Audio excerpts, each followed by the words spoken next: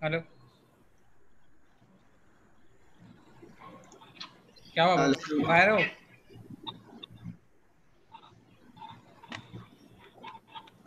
अल्हम्दुलिल्लाह वहदा वस्सलातु वस्सलाम अला मन ला नबी बअदा अम्मा बाद। अस्सलामु अलैकुम व रहमतुल्लाहि व बरकातुहू।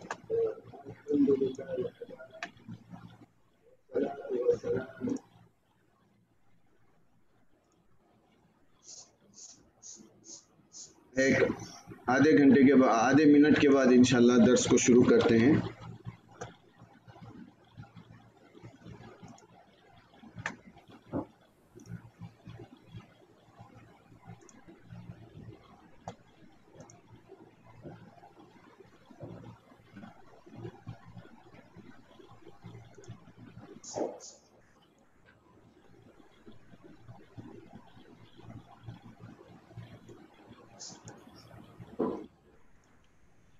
अस्सलामु अलैकुम व रहमतुल्लाहि व बरकातुहू। जैसे कि हम हर हफ्ता यानी हफ्तावारी जुमा के रोज़ जुमा की नमाज होने के बाद हज़रत शेख शमीम अहमद खलील हफ़िज़हुल्लाह हमें कुरान और सही अहादीस की रोशनी में बहुत ही मुदल्लल तरीके से नफ़ा बख्श कुछ उन्वानात पर टॉपिक पर हमें दर्स देते हैं और इन दुरुस का अहतमाम हमारे समीर भाई सज्जाद भाई ने किया हुआ है, जिसे ज़ूम पर किया जाता है और एक दो रोज़ पहले या आज के दिन ही उसका फॉलोअप भी दिया जाता है। लोग ज़ूम पर आते हैं, अभी तक तकरीबन 11 लोग ज़ूम पर आए हैं। उसी तरह इसको यूट्यूब पे भी लाइव किया जाता है अल्हम्दुलिल्लाह, और यूट्यूब पर भी माशाल्लाह काफ़ी सारे अहबाब आकर उससे फ़ायदा उठाते हैं। शेख मोहतरम अपना उन्वान बयान करने के बाद एक वक्फ़ा होता है जिसमें सवाल व जवाब की महफिल होती है, जिसमें जो ज़ूम पर अवेलेबल है, उस ज़ूम में एक बटन है, उसको दबा के उस अपना डिजिटल हाथ खड़ा कीजिए और ख़ुद आकर माइक पर सवाल कीजिए। अगर हमारी कोई बहन या ख़वातीन हैं तो वो टेक्स्ट लिख कर जो है, या तो जो होस्ट है एडमिन है उसको लिखिए या ऑनलाइन उसी में लिखिए सबके लिए, और आपका उस टेक्स्ट का सवाल पहुंचाया जाएगा। उसी तरह यूट्यूब का भी सवाल पहुंचाया जाएगा और शेख मोहतरम उसका जवाब देंगे। आज एक बहुत ही निहायत अहम उन्वान की तरफ शेख मोहतरम ने हमारा ध्यान मबजूल कराया है, और वो है टॉपिक सहाबा कराम रज़ियल्लाहु अन्हुम पर इत्तिहामात का इज़ाला।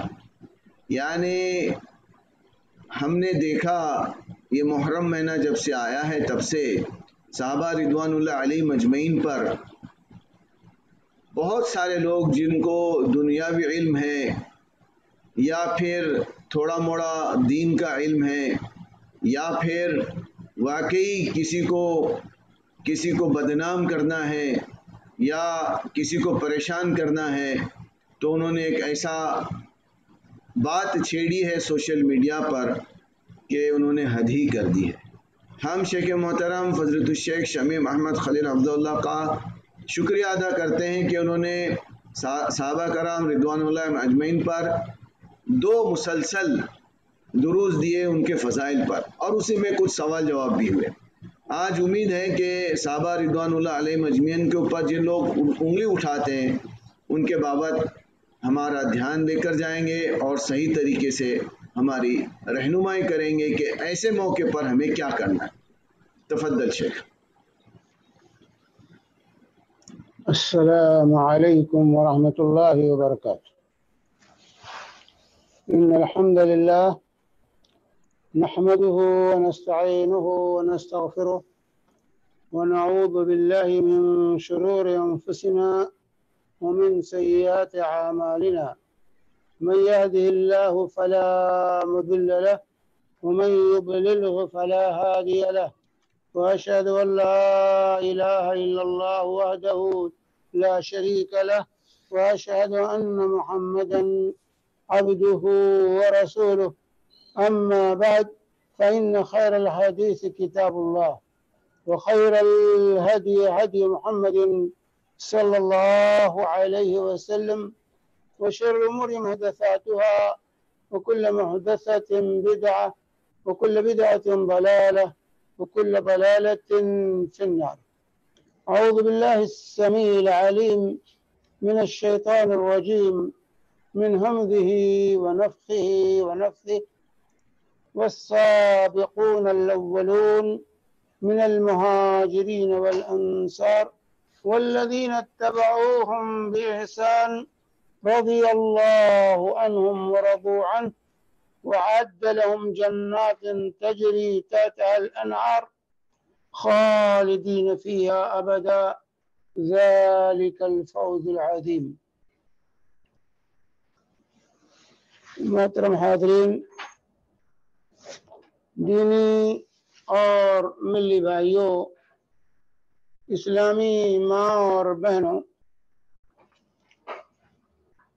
صحابہ کرام رضوان اللہ اجمعین کی عظمت اور بزرگی آپ کے سامنے واضح ہے، اور گزشتہ دروس میں قرآن و احادیث کی روشنی میں صحابہ کی عظمت آپ کے سامنے اجاگر کی جا چکی ہے، اور گزشتہ ہفتہ بعض اعتراضات اور شکوک و شبہات جو صحابہ کرام رضوان اللہ عنہم کے سلسلے میں کیے جاتے ہیں اور بعض اتہامات جو باندھے جاتے ہیں، اس کا جائزہ آپ کے سامنے پیش کیا گیا تھا۔ جیسے حضرت ابوبکر صدیق رضی اللہ تعالی عنہ کی خلافت کے سلسلے میں یہ کہنا کہ علی رضی اللہ تعالی عنہ ناراض سے بیعت نہیں کی، یا باغ فدق کے سلسلے میں جو کچھ بکواس کیا جاتا ہے، اس کا جائزہ لیا گیا تھا اور یہ واضح کیا گیا تھا یہ تمام چیزیں جو ہے جھوٹ ہیں اور حقیقت سے بالکل عاری۔ باغ فدق کے بارے میں یہ کہا گیا تھا، باغ فدق کو یا خیبر میں اور اسی طریقے سے بنو نذیر سے جو جائیداد ملی تھی، اس میں جو رسول پاک صلی اللہ علیہ وآلہ وسلم کو جو کچھ ملا تھا، آپ کا جو حق تھا، اس سلسلے میں جو شکوک و شبہات پیدا کیے جاتے ہیں اس کا جائزہ پیش کیا گیا تھا، اور یہ واضح کیا گیا تھا کہ کس طریقے سے یہ اتہام باندھا گیا ہے۔ حالانکہ بات وہی صحیح ہے جو سیدنا ابوبکر صدیق رضی اللہ تعالی عنہ نے کیا تھا، اور اللہ کے نبی صلی اللہ علیہ وسلم کی حدیث پیش کی تھی، اور اس پر جو ہے فاطمہ رضی اللہ تعالی عنہ نے سکوت اختیار کیا تھا، پھر معارضہ نہیں کیا تھا۔ یہ جائزہ آپ کے سامنے پیش کیا گیا تھا، اور پھر ساتھ یہ بھی سوچنا ہے کہ جب حضرت علی رضی اللہ تعالی عنہ خلافت آپ کو ملی، اور حضرت عثمان رضی اللہ تعالی عنہ کے بعد آپ خلیفہ بنائے گئے، تو کیا حضرت علی رضی اللہ تعالی عنہ نے باغ فدق کو حسن حسین کو دے دیا؟ آخر کیوں نہیں دیا؟ حضرت علی رضی اللہ تعالی عنہ نے باغ فدق جب وہ خلیفہ بنے، اگر ابو بکر نے زیادتی کی، عمر نے زیادتی کی، عثمان نے زیادتی کی، جیسا اتہام باندھا جاتا ہے، تو حضرت علی رضی اللہ تعالی عنہ نے کیا اپنی خلافت کے زمانے میں باغ فدق کو حضرت حسن حسین جو زندہ تھے اس وقت ان کو دے دیا تھا وراثت میں، یا وہی کیا تھا جو سیدنا ابوبکر صدیق رضی اللہ تعالی عنہ نے کیا تھا؟ اگر وراثت چلتی تو حضرت علی رضی اللہ تعالی عنہ ضرور جو ہے باغ فدق جو ہے حضرت حسین کے حسن اور حسین رضی اللہ عنہما کے حوالے کرتے، لیکن تاریخ شاہد ہے کہ حضرت علی رضی اللہ تعالی عنہ نے وہی کیا جو سیدنا ابوبکر صدیق رضی اللہ تعالی عنہ نے کیا تھا۔ تو بہرحال اتہام باندھنے والے کچھ بھی باندھ سکتے ہیں، لیکن ہمارے سامنے صحابہ کی عظمت ہونی چاہیے۔ اگر صحابہ کی عظمت کو رکھ کر کے اور اللہ کے تزکیے اور اللہ کی تطہیر کو سامنے رکھتے ہوئے اگر ہم تاریخ کا مطالعہ کریں تو دودھ کا دودھ اور پانی کا پانی الگ ہو کر نکھر کر کے ہمارے سامنے آ جائے گا۔ آج کی ملاقات میں آپ کے سامنے ایک اہم واقعے کی طرف توجہ دلانا ہے جو عام طور سے پروپیگنڈا کیا جاتا ہے۔ پروپیگنڈا یہ کیا جاتا ہے کہ اللہ تبارک و تعالی نے حضرت علی کو خلیفہ بنایا تھا، لیکن صحابہ نے زیادتی کی، نعوذ باللہ ثم نعوذ باللہ، اور ان کو خلیفہ نہیں بننے دیا، اور اس کے لیے غدیر خم کا ایک قصہ گڑھا جاتا ہے اور بیان کیا جاتا ہے۔ آج ہم اس غدیر خم کے قصے کا جائزہ لیں گے کہ اس کی کیا حقیقت ہے، غدیر خم کیا ہے اور اس کی حقیقت کیا ہے، یہ ہم جائزہ لیں گے اور یہ واضح کریں گے کہ سیدنا ابو بکر صدیق رضی اللہ تعالی عنہ کی خلافت صحیح خلافت تھی۔ صحابہ کو آپس میں لڑانا یہ اہل بدعت کا کام ہے، دشمنان دین کا کام ہے۔ صحابہ کرام رضوان اللہ اجمعین کرسی کے طالب نہیں تھے، دنیا دار نہیں تھے، ان کے ہاں یہ چیزیں نہیں تھی، بلکہ حضرت ابو بکر صدیق ہوں، عمر فاروق ہوں، یہ خلافت سے دور بھاگنے والے لوگ تھے۔ انشاءاللہ آج کی ملاقات میں یہ حقیقت آپ کے سامنے واضح کی جائے گی۔ چانچہ غدیر خم کا قصہ بڑے غیرے کے ساتھ منایا جاتا ہے اور ہر سال اس کا جشن منایا جاتا ہے غدیر خم کے نام سے۔ غدیر کہتے ہیں گڈھے کو جہاں جو ہے بارش کا پانی اکٹھا ہوتا ہے، اور خم ایک سس کا نام ہے۔ ایک جگہ ایک چشمہ ہے جو جعفہ کے قریب واقع ہے، مکہ اور مدینہ کے درمیان، رابغ جو جعفہ کے قریب ہے، تو رابغ سے قریب جو ہے اور جعفہ سے قریب یہ مقام واقع ہے جس کو غدیر خم کہا جاتا تھا، غدیر خم کہا جاتا ہے۔ اس کی طرف ایک قصہ گڑھا گیا ہے، اور قصہ یہ ہے کہ غدیر خم کے مقام پر حجۃ الوداع سے لوٹتے ہوئے رسول پاک صلی اللہ علیہ وسلم نے حضرت علی رضی اللہ تعالی عنہ کی خلافت کا عہد و پیمان لیا تھا صحابہ سے، لیکن صحابہ نے نبی کریم صلی اللہ علیہ وسلم کی وفات کے بعد جو ہے اس عہد و پیمان کو بالائے طاق رکھ کر کے اور حضرت علی کو نظر انداز کیا، اور ابو بکر صدیق کو لوگوں نے خلیفہ بنا دیا۔ یہ اتہام جو ہے صحابہ کرام رضوان اللہ اجمعین پر جو ہے گڑھا گیا۔ اب سوال پیدا ہوتا ہے کہ حقیقت کیا ہے، اس واقعے کی حقیقت کیا ہے، غدیر خم کی کہانی کی حقیقت کیا ہے؟ کہتے ہیں نہیں، غدیر خم کے مقام پر آپ نے خطاب کیا تھا، خلافت کا اعلان کیا تھا، لیکن صحابہ نے جو ہے اس کو نہیں مانا، اور آپ کی وفات کے بعد جو ہے تمام کے تمام صحابہ نے اس کو نظر انداز کر دیا۔ اب اندازہ لگائیے، اگر سوال یہ پیدا ہوتا ہے کہ اگر حضرت علی رضی اللہ تعالی عنہ کی خلافت کا اللہ کے نبی صلی اللہ علیہ وسلم کو اعلان کرنا تھا یا اس کی وصیت کرنی تھی، تو اس کا صحیح مقام کیا تھا؟ میدان عرفات تھا یا غدیر خم تھا؟ کہ تمام جزیرۃ العرب کے تمام مسلمان کہاں جمع تھے؟ میدان عرفات میں جمع تھے۔ تو چاہیے تو یہ تھا اگر خلافت کی بات ہوتی تو اللہ کے نبی صلی اللہ علیہ وسلم میدان عرفات سے اس کا اعلان کرتے تاکہ تمام مسلمانوں کو اس کی اطلاع مل جاتی، تمام صحابہ پورے جزیرۃ العرب سے آئے ہوئے تمام صحابہ کو یہ بات پہنچ جاتی اور سب کو یہ نصیحت ہو جاتی۔ لیکن آپ نے غدیر خم کا انتخاب کیوں کیا، جہاں اور دیگر سے صرف مدینہ کے رہنے والے صحابہ ہی موجود تھے؟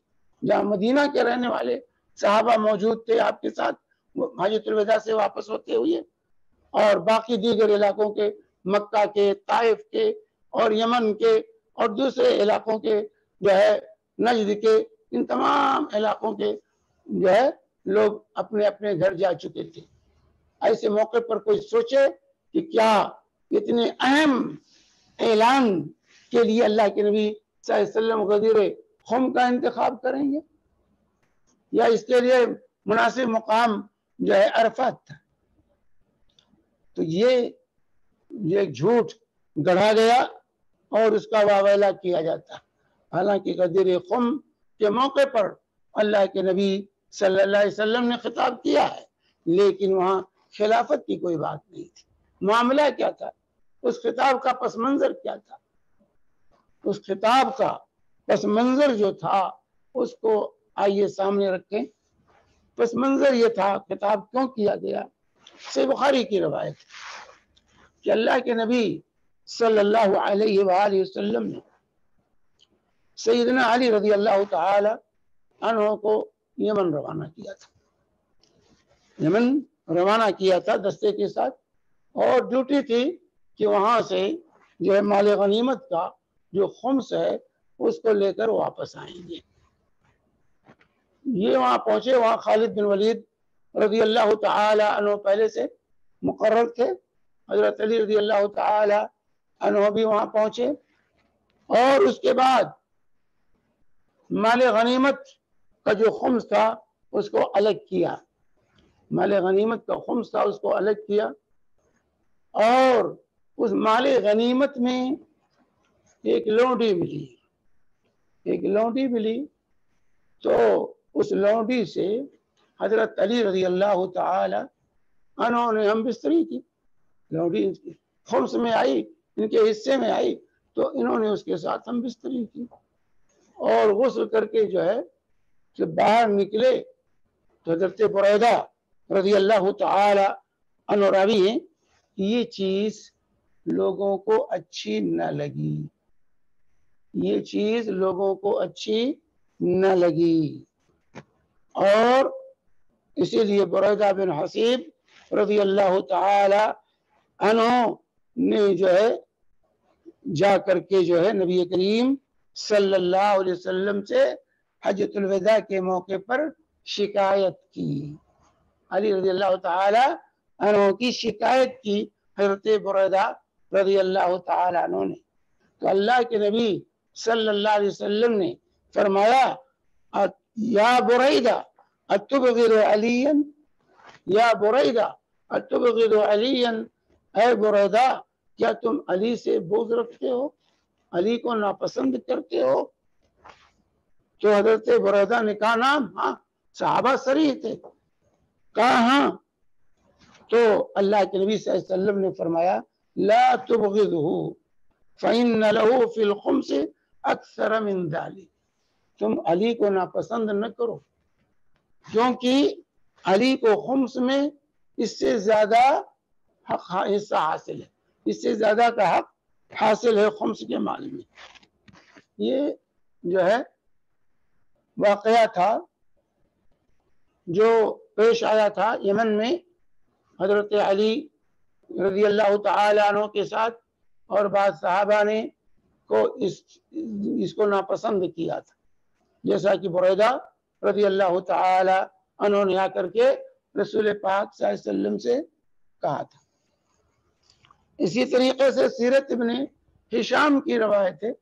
ایک دوسرا سبب جو ہے اس سفر کے اندر، یمن کے سفر میں، جو حضرت علی رضی اللہ تعالی عنہ کے ساتھ پیش آیا، جس کو ابن ہشام نے سیرت ابن ہشام میں بیان کیا ہے کہ حضرت علی رضی اللہ تعالی عنہ یمن سے رسول پاک صلی اللہ علیہ وسلم کے ساتھ حج کرنے کے لیے اور ہدی کے جانور لے کر کے آپ چلے آئے، اور آپ کے ساتھ جو صحابہ تھے ان پر ایک صاحب کو ذمہ دار بنا دیا. تو وہاں سے جو خمس کا مال اور دوسرا مال جو آ رہا تھا اس میں جوڑے تھے، کپڑے تھے. تو جس کو آپ نے اپنا نائب مقرر کیا تھا ان لوگوں پر، ان صاحب نے کیا کیا کہ جو ہے جتنے ان کے ساتھی تھے سب کو میں کہ وہ جوڑے تقسیم کر دیے اور ان کو زیب تن کرا دیا کہ پہن لو اس کو، یہ سب لوگ یہ جوڑے پہن لو. اور پھر جب حضرت علی رضی اللہ تعالی عنہ ان کی خبر لینے کے لیے پہنچے بعد میں حج کے بعد، تو دیکھا کہ سب کے جسم پر اچھے اچھے جوڑے ہیں. کہا یہ کیا تم لوگوں نے؟ تو جن کو اپنا نائب بنایا تھا انہوں نے کہا کہ جو ہے میں نے یہ چاہا کہ اچھی حیت، اچھی شکل، اچھی حالت میں یہ لوگ رسول پاک صلی اللہ علیہ وسلم سے چل کر ملے. تو حضرت علی رضی اللہ تعالیٰ عنہ کو غصہ آیا اور انہوں نے کہا کہ سب یہ اتار کر کے رکھ دو، ایسی حالت میں کوئی بھی رسول پاک صلی اللہ علیہ وسلم سے نہیں ملے گا. اتروا دیا ان کا لباس جو پہنا تھا، انہوں نے جو جوڑے ان جوڑوں کو اتروا دیا. اور یہ چیز جو ہے لوگوں کو اچھی نہ لگی، جو ہے یہ چیز اچھی نہ لگی جو ہے. اسی طریقے سے ایک تیسرا واقعہ بیہقی نے دلائل النبوہ میں ذکر کیا اسی سفر سے متعلق.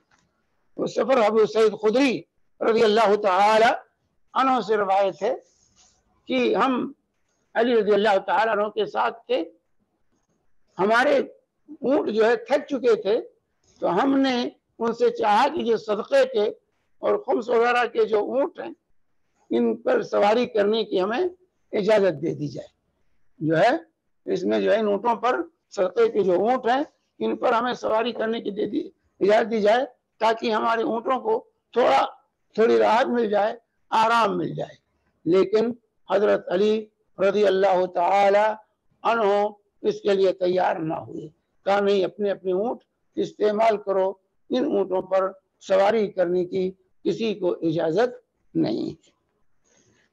لیکن جب حضرت علی رضی اللہ تعالی عنہ چلے آئے اور جس کو اپنا نائب مقرر کیا، تو انہوں نے جو ہے صحابہ کو اس بات کی اجازت دے دی کہ وہ صدقے کے اونٹوں کو استعمال کریں اور سواری کر لیں.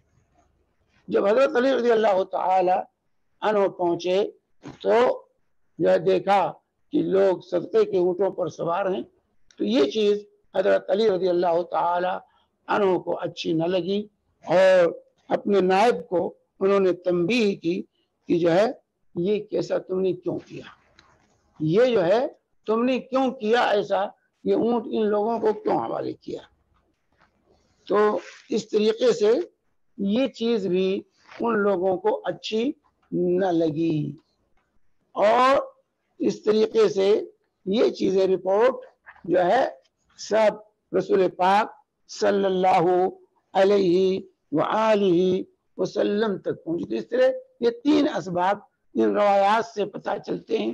ایک تو وہ مال غنیمت میں جو لوٹی ملی تھی اس کے ساتھ جو معاملہ پیش آیا، اور دوسرا کہ جو ہے جو جوڑے پہنا دیے تھے اور اس کو اتروا دیا، اور تیسرے اونٹوں پر صدقے کے اونٹوں پر جو سوار ہو گئے تھے لوگ ان کو اس سے جو ہے اتروا دیا. یہ تین اسباب ذکر کیا ہے، اور یہ تین اسباب تھے جس کی وجہ سے صحابہ کرام رضوان اللہ اجمعین کے اندر حضرت علی رضی اللہ تعالی عنہ کے سلسلے میں کچھ باتیں پیدا ہو گئی تھی، جس کی رپورٹ رسول پاک صلی اللہ علیہ وآلہ وسلم تک پہنچی تھی. اسی لیے جب تمام حج کرنے والے چلے گئے اور صرف مدینہ کے لوگ رہ گئے، تو راستے میں، کیونکہ یہ لوگ مدینہ کے لوگ تھے، یہ جو حضرت علی رضی اللہ تعالی عنہ کا معاملہ جن کے ساتھ پیش آیا تھا یہ لوگ مدینہ کے لوگ تھے. اس لیے اللہ کے نبی صلی اللہ علیہ وآلہ وسلم نے جو ہے غدیر قوم کے موقع پر خطاب کیا، اور اس غلط فہمی کو صحابہ کے اندر حضرت علی رضی اللہ تعالی عنہ کے سلسلے میں جو پیدا ہو گئی تھی اس کو دور کرنے کی کوشش کی. اس کو دور کرنے کے لیے آپ نے بیان کیا. اور جو صحیح مسلم کی جو حدیث ہے، جو ہے صحیح مسلم کی حدیث ہے، اس کے اندر اللہ کے نبی صلی اللہ علیہ وآلہ وسلم نے اس طرف امت کو توجہ دلائی، اور تاکہ یہ غلط فہمی، جو ناراضگی لوگوں کے اندر پیدا ہوئی تھی وہ دور ہو جائے، اور حضرت علی رضی اللہ تعالی عنہ کی عظمت، ان کا مقام اور ان کا مرتبہ جو ہے اجاگر ہو جائے. اور اہل بیت کے ساتھ کیا معاملہ ہونا چاہیے، یہ وضاحت فرمائی اللہ کے نبی صلی اللہ علیہ وسلم نے غدیر خم کے اس خطبے کے اندر۔ چانچہ حضرت زید بن ارقم رضی اللہ تعالی عنہ کی صحیح مسلم کی یہ حدیث ہے کہ قام رسول اللہ صلی اللہ علیہ وسلم یوما خطیبا بماء یدعا خما بین مکہ والمدینہ، کہ اللہ کے نبی صلی اللہ علیہ وسلم مکہ و مدینہ کے درمیان خم کے مقام پر، غدیر خم کے مقام پر جو ہے آپ نے خطاب فرمایا، ووعظ وذکر، اور واعظ و نصیحت فرمائی، اور فرمایا اما بعد، اور اس کے بعد کہا کہ الا ایھا، جو ہے ایھا الناس فانما انا بشر یوشک ان یاتی رسول ربی فاجیب وانا ان یاتی رسول ربی فاجیب وانا تارک فیکم ثقلین اولهما کتاب اللہ فیہ الہدی ونور فخذوا بکتاب اللہ واستمسکوا به، فحث على كتاب الله ورغب فيه، ثم قال وأهل بيتي أذكركم الله أهل بيتي أذكركم الله في أهل بيتي أذكركم الله في أهل بيتي أذكركم الله في أهل بيتي أذكركم الله في أهل بيتي، 3 مرتبہ اللہ کے نبی صلی اللہ علیہ وسلم نے یہ کلمہ دہرایا۔ یہ ہے غدیر خم کا خطاب جو صحیح مسلم میں امام مسلم رحمہ اللہ نے زید بن ارقم رضی اللہ تعالی عنہ سے روایت کی ہے کہ رسول پاک صلی اللہ علیہ وسلم نے غدیر خم کے موقع پر جو ہے وہاں پر خطاب کیا اور اللہ کی حمد و ثنا بیان کی، واعظ و نصیحت کی، اور فرمایا اما بعد، حمد و صلات کے بعد، الا خبردار ہو جاؤ ایھا الناس، لوگو، فانما انا بشر، میں انسان ہوں، اور امید ہے کہ رب کا فرشتہ پہنچ جائے، فرستادہ آئے میرے پاس، میرے رب کا فرستادہ میرے پاس آئے تو اجیب، اور میں اس کو قبول کر لوں، یعنی میری موت کا فرشتہ آ جائے اور میں اس کی پر لبیک ہوں، یعنی میری وفات ہو جائے۔ وَأَنَا تَرِكٌ فِيكُمْ ثَقَلَيْنِ، میں تمہارے اندر 2 چیزیں چھوڑ کے جا رہا ہوں، 2 اہم چیزیں، اولہما کتاب اللہ، پہلی چیز اللہ کی کتاب ہے، فیہ الہدی ونور، اس کے اندر ہدایت اور نور ہے، فخذوا بکتاب اللہ، تو اللہ کی کتاب کو تھامے رہنا، اس کو تھام لو، واستمسکوا، مضبوطی کے ساتھ پکڑ لو اس کو، اللہ کی کتاب کی طرف توجہ دلائی، اس کو تھامنے کی، فحث علی کتاب اللہ ورغب فی، کہتے ہیں اللہ کی کتاب پر جو ہے ابھارا لوگوں کو اور اس کی رغبت دلائی، ثم قال، پھر آپ نے کیا فرمایا، وہ اہل بیتی، میرے اہل بیت، میرے گھر والے، میرے اہل خانہ ہیں، وذکرکم اللہ فی اہل بیتی، میں تمہیں نصیحت کرتا ہوں اپنے گھر والوں کے بارے میں، تم کو نصیحت کرتا ہوں اللہ سے، کو یاد دلاتا ہوں اپنے اہل بیت کے بارے میں، تمہیں اللہ کو یاد دلاتا ہوں اپنے اہل بیت پر، ان کا خیال رکھنا، ان کا خیال رکھنا، میرے اہل بیت کا خیال رکھنا، میرے اہل بیت کا خیال رکھنا۔ تو یہ ہے وہ خطبہ جو غدیر خم کے خطبے کے ساتھ مشہور ہے، اور صحیح مسلم نے اس کو روایت کی، اور یعنی اللہ کے نبی صلی اللہ علیہ وآلہ وسلم نے یہاں پر جو ہے تنبیہ فرمائی، اولاً قرآن کو تھامنے کی، اور اس کے بعد جو ہے یہاں پر جس چیز کی طرف توجہ دلائی، اللہ کے نبی صلی اللہ علیہ وآلہ وسلم نے وہ وصیت تھی اہل بیت کے بارے میں، اہل بیت کے بارے میں وصیت کی اللہ کے رسول صلی اللہ علیہ وسلم نے جو ہے وذکرکم اللہ فی اہل بیتی، اہل بیت کے بارے میں تمہیں اللہ کی یاد دلاتا ہوں، ان کا خیال رکھنا، ان کی طرف توجہ کرنا، یہ نصیحت تھی رسول اللہ صلی اللہ علیہ وسلم کی، جیسے کہ مولا علی قاری رحمہ اللہ مرقات المفاتیح کے اندر اس شرح کرتے ہوئے اس حدیث کی فرماتے ہیں کہ جو ہے کہ منبئکم حق اللہ فی محافظتہ، کہ اللہ کے حق کی طرف تمہیں توجہ دلاتا ہوں ان کی نگہداشت کے سلسلے میں، کہ میرے اہل بیت کی نگہداشت کرنا، ان کا خیال رکھنا، ان کا احترام کرنا، ان کی عزت کرنا، ان سے محبت کرنا، یہ اللہ کے نبی صلی اللہ علیہ وسلم نے صحابہ کو توجہ دلائی تھی۔ اور بھی کہتے ہیں کہ وَأُحْذِرُكُمُ اللَّهَ فِي شَأْنِ أَهْلِ بَيْتِي، میں تمہیں اللہ سے ڈراتا ہوں اپنے اہل بیت کے بارے میں، جو ہے وَأَقُولُ لَكُمُ اتَّقُوا اللَّهَ وَلَا تُؤْذُوهُمْ وَاحْفَظُوهُمْ، کہ میں تم سے کہتا ہوں اللہ سے ڈرو اور ان کو اذیت نہ پہنچانا اور ان کی حفاظت کرنا۔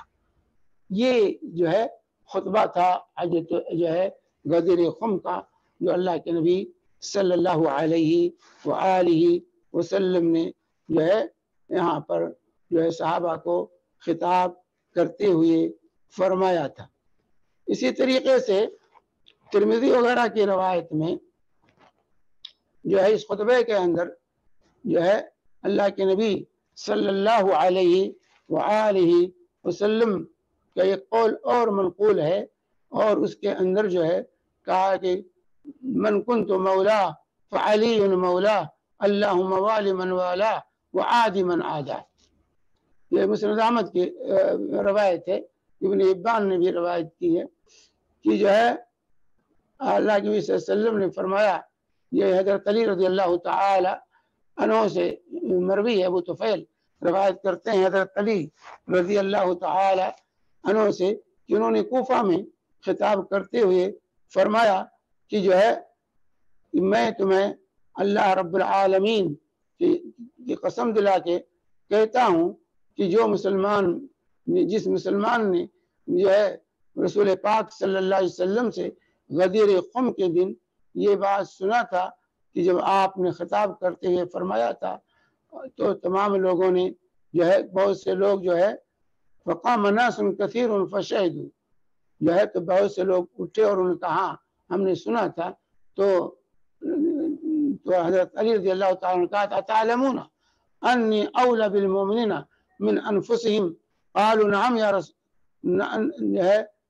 نعم یا رسول اللہ قال ان کنتم من کنت مولاه فعلی مولا اللہم والی من والا، جو ہے تو لوگوں نے کہا کہ ہاں، تو ان کا اور لوگوں سے اللہ کے نبی صلی اللہ علیہ وسلم نے اتعلمون انی اولی بالمؤمنین من انفسهم قالوا نعم یا رسول اللہ، اللہ کے نبی صلی اللہ علیہ وسلم نے صحابہ سے کہا کہ کیا میں مومنوں کے نزدیک ان کی جان سے زیادہ محبوب نہیں ہوں؟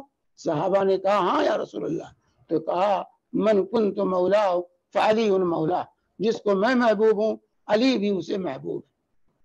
اللہ والی من والا، اللہ تعالی جو علی سے محبت کرے تو اس سے محبت کر، وعادی من عادا، جو علی سے عداوت کرے تو اس سے عداوت کر۔ یہ امام احمد نے اس کو مسند میں روایت کی ہے۔ اب یہاں پر جو لوگ کہتے ہیں یہاں پر من کنت مولا فعلی مولا، مولا کے کیا معنی؟ مولا کے کیا معنی ہیں؟ کہتے ہیں مولا کے معنی خلیفہ کے، میں جس کا خلیفہ ہوں علی اس کے خلیفہ ہیں۔ علی رسول پاک صلی اللہ علیہ وسلم کے زمانے میں آپ کے مقام پر کون ہو سکتا تھا؟ اگر مولا کا معنی خلیفہ لیتے ہیں تو اللہ کے رسول صلی اللہ علیہ وسلم کے زمانے میں کون آپ کے مقام پر حضرت علی تھے؟ آپ کے ہوتے ہوئے دوسرا کیسے ہوگا؟ تو یہاں مولا کا معنی دوستی کا ہے، محبوب کا ہے۔ میں جس کا محبوب ہوں علی بھی اس کے محبوب ہیں، میں جس سے محبت کرتا ہوں علی بھی اس سے محبت کرتے ہیں، مجھ سے جو محبت کرتا ہے وہ علی سے بھی وہ محبت کرتا ہے، جس کو مجھ سے محبت ہوگی اس کو علی سے محبت ہوگی۔ یہ مفہوم تھا جیسا کہ شارحین حدیث نے تفصیل کے ساتھ یہ چیز بیان کی، کیونکہ اللہ تبارک و تعالی قرآن پاک کے اندر فرماتا ہے جو ہے اللہ رب العالمین کا والمؤمنون والمؤمنات بعضهم اولیاء بعض، مومن مرد اور مومنہ عورتیں یہ بعض کے دوست ہیں، والذین کفروا بعضهم اولیاء بعض، اور کافر ایک دوسرے کے دوست ہیں آپس میں، مومن آپس میں دوست اور کافر دوسرے کے دوست ہیں۔ اسی طرح اللہ تعالیٰ ذالک بأن اللہ مولا الذین آمنوا وأن الکافرین لا مولا لهم، اور یہ جو ہے اللہ تبارک و تعالیٰ کا ارشاد فإن اللہ هو مولاه وجبریل وصالح المؤمنین، یہاں تمام مولا کے معنی محبوب کے، دوست کے. اور اسی طریقے سے اللہ ولی الذین آمنوا یخرجہم من الظلمات الی النور، اللہ یہ مومنوں کا ولی ہے جو انہیں تاریکیوں سے نکال کر روشنی کی طرف لاتا ہے. ومن یتول اللہ ورسولہ والذین آمنوا فإن حزب اللہ هم الغالبون، جو اللہ اور رسول سے دوستی اور مومنوں سے دوستی کرتا ہے تو یہ اللہ کا گروہ ہے اور یہی غالب رہنے والے. تو اس طریقے سے جو ہے شارحین نے، یہ ملا علی قاری اور دیگر لوگوں نے جو ہے اس کی تشریح کی ہے کہ ہاں ولی کا معنی، مولا کا معنی دوست اور محبوب کے، مولا کا معنی خلیفہ نہیں.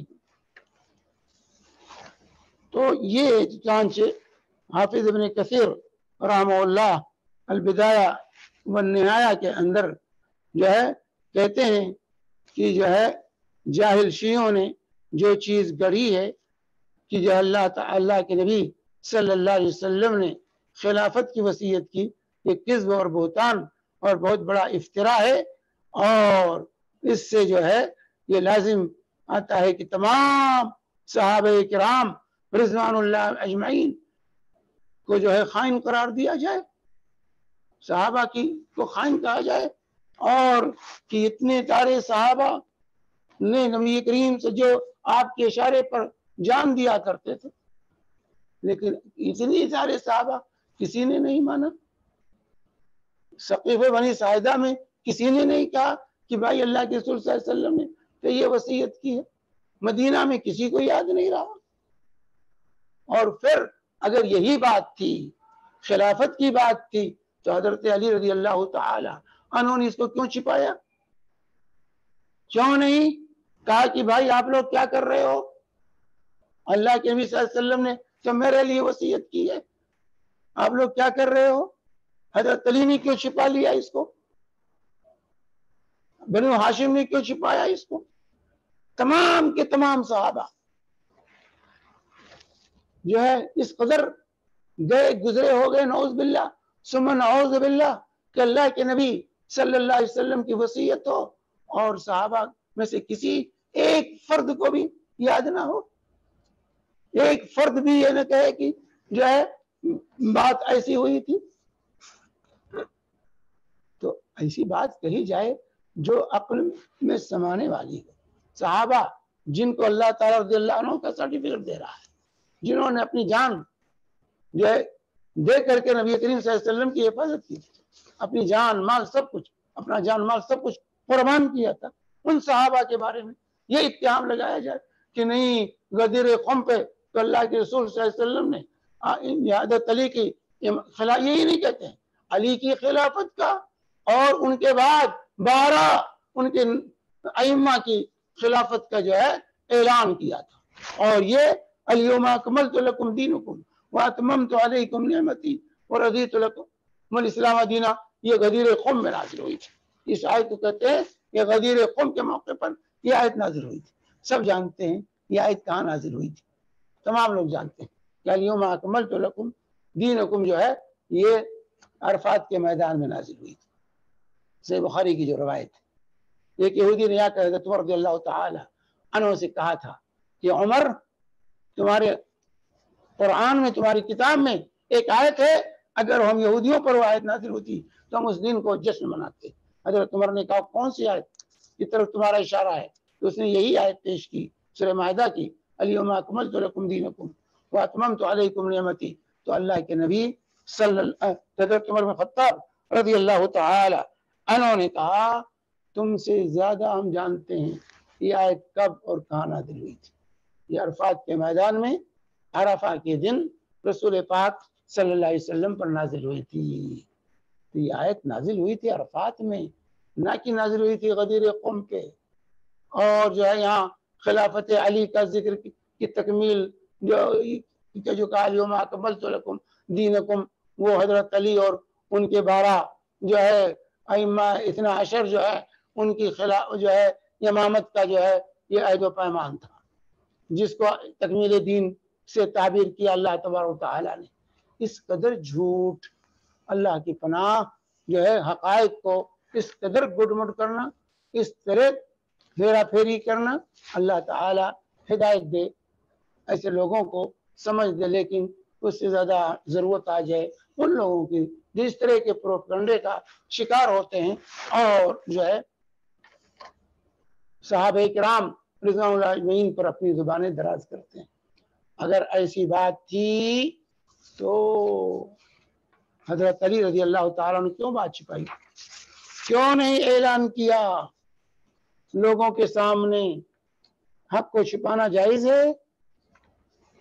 یہ حضرت علی پر اتہام ہے، یہ حضرت علی پر بہت بڑا اتہام ہے کہ انہوں نے حق کو چھپا لیا۔ حق جانتے تھے لیکن حق کو ظاہر نہیں کیا لوگوں کے سامنے، حق چھپا لیا۔ صحابہ پر تو اتہام آئی کہ اتنے سارے صحابہ، سب میں سے کسی کو یاد نہیں، یا سب ایسے ہو گئے کہ جو ہے ایک جھوٹ پر اتفاق کر لیا لوگوں نے۔ یہ ایسی بات ہے نہ جو زمین میں سما سکتی ہے نہ آسمان میں سما سکتا ہے، اور کوئی بھی عقل مند انسان اس کو قبول نہیں کر سکتا ہے۔ تو یہاں پر یہ واضح ہونا چاہیے کہ غدیر قم کا یہ قصہ گڑھا گیا اور یہ 3 صدیاں گزر گئیں، غدیر قم کا کوئی سوال نہیں تھا۔ یہ کب پیش آیا، جس کا اس سے پہلے بھی میں نے اس کو واضح کیا تھا کہ یہ 18 ذی الحجہ 352 ہجری، یعنی 3 صدیاں گزر گئیں، 3.5 صدیاں گزر گئیں۔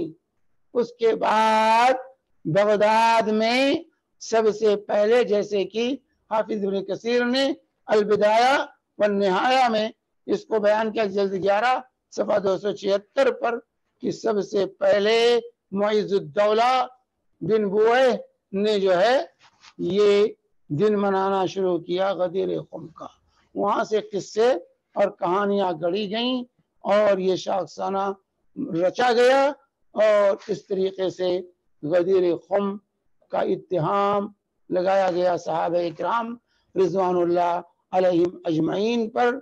اور سیوطی نے بھی تاریخ الخلفاء میں یہی بات بیان کی ہے، اور اسی طریقے سے جو ہے المقرضی نے بھی جو ہے الخطط والآثار میں یہی بات بیان کی ہے کہ یہ غدیر قم کا ساکسانہ بعد میں گڑھا گیا ہے، اور وہاں پر جو معز الدولہ نے جو کچھ کیا وہ اس کا رچا ہوا معاملہ تھا، جو کٹر رافضی تھا اسی نے تمام شاخسانے رچے ہیں، اور بھولے بھالے لوگوں کو گمراہ کرنے کی کوشش کی گئی ہے۔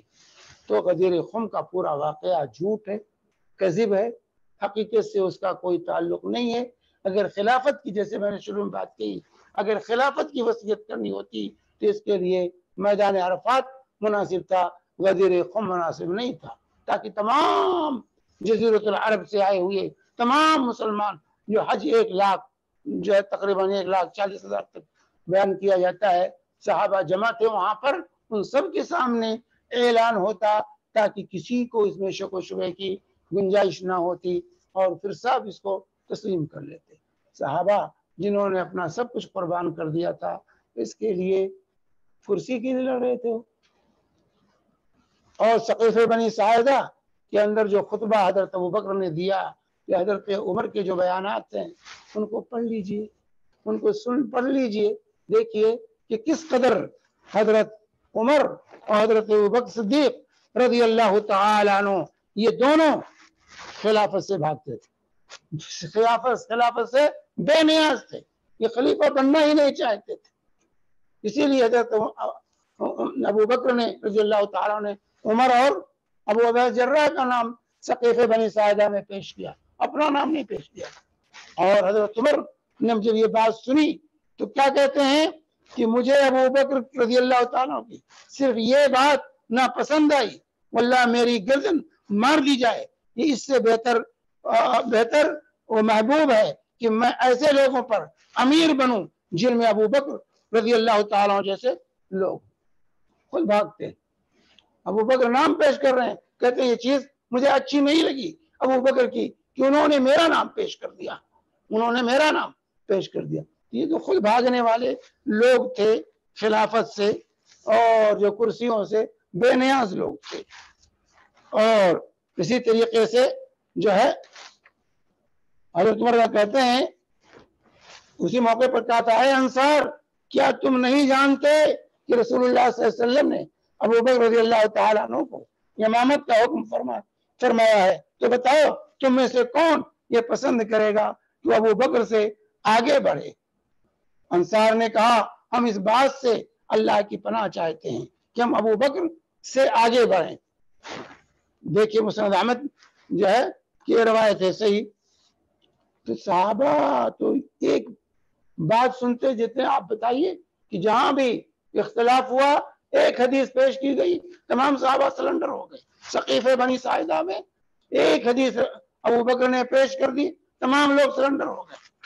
پہلے کہتے تھے ہمارا ایک امیر آپ کا امیر کون خلیفہ بنے, لیکن جب حدیث پاک آ گئی تو تمام لوگ سلنڈر ہو گئے. کسی نے پھر اف نہیں کہا, کسی نے سوال نہیں کیا. تو اگر حضرت علی رضی اللہ تعالی عنہ کے سلسلے میں رسول اللہ صلی اللہ علیہ وسلم کی وصیت تھی تو حضرت علی نے کیوں نہیں ظاہر کیا؟ اگر یہ حدیث ہوتی تو صحابہ پیش نہیں کرتے کہ وہ وقت جو ہے علی کے بارے میں اللہ کے نبی صلی اللہ علیہ وسلم نے فرمایا. تو نہ انصار نے پیش کیا نہ مہاجرین میں سے کسی نے پیش کیا. یہ کہاں سے بعد میں 3 صدیوں کے بعد یہ جو ہے من گھڑت کہانی آ گئی؟ 3 صدیوں کے بعد کہاں سے پیدا ہو گئی یہ من گھڑت کہانی کہ اللہ کے نبی صلی اللہ علیہ وسلم نے غدیر خم میں یہ وصیت کی نہیں آل بیت کا خیال رکھنے کا, کہ میرے آل بیت کا خیال رکھنا, میرے گھر والوں کا خیال رکھنا, ان کے ساتھ ہمدردی رکھنا, ان سے محبت کرنا. یہ جو کہ وہ اس کا پس منظر وہی تھا جو یمن کے اندر حضرت علی رضی اللہ تعالی عنہ کے ساتھ بعض صحابہ کا پیش آیا تھا. اسی پس منظر میں اللہ کے نبی صلی اللہ علیہ وآلہ وسلم نے یہاں پر صحابہ کو نصیحت اور وصیت کی تھی تاکہ ان کے دل کے اندر جو چیزیں پیدا ہو گئی وہ ختم ہو جائیں اور اس طرح سے سب شیر و شکر ہو کر پیار و محبت کے ساتھ زندگی گزارے. یہ تھا اصل مقصد غدیر خم کا. اسی طریقے سے حضرت ابوبکر رضی اللہ تعالیٰ عنہ کس قدر بے نیاز تھے خلافت سے.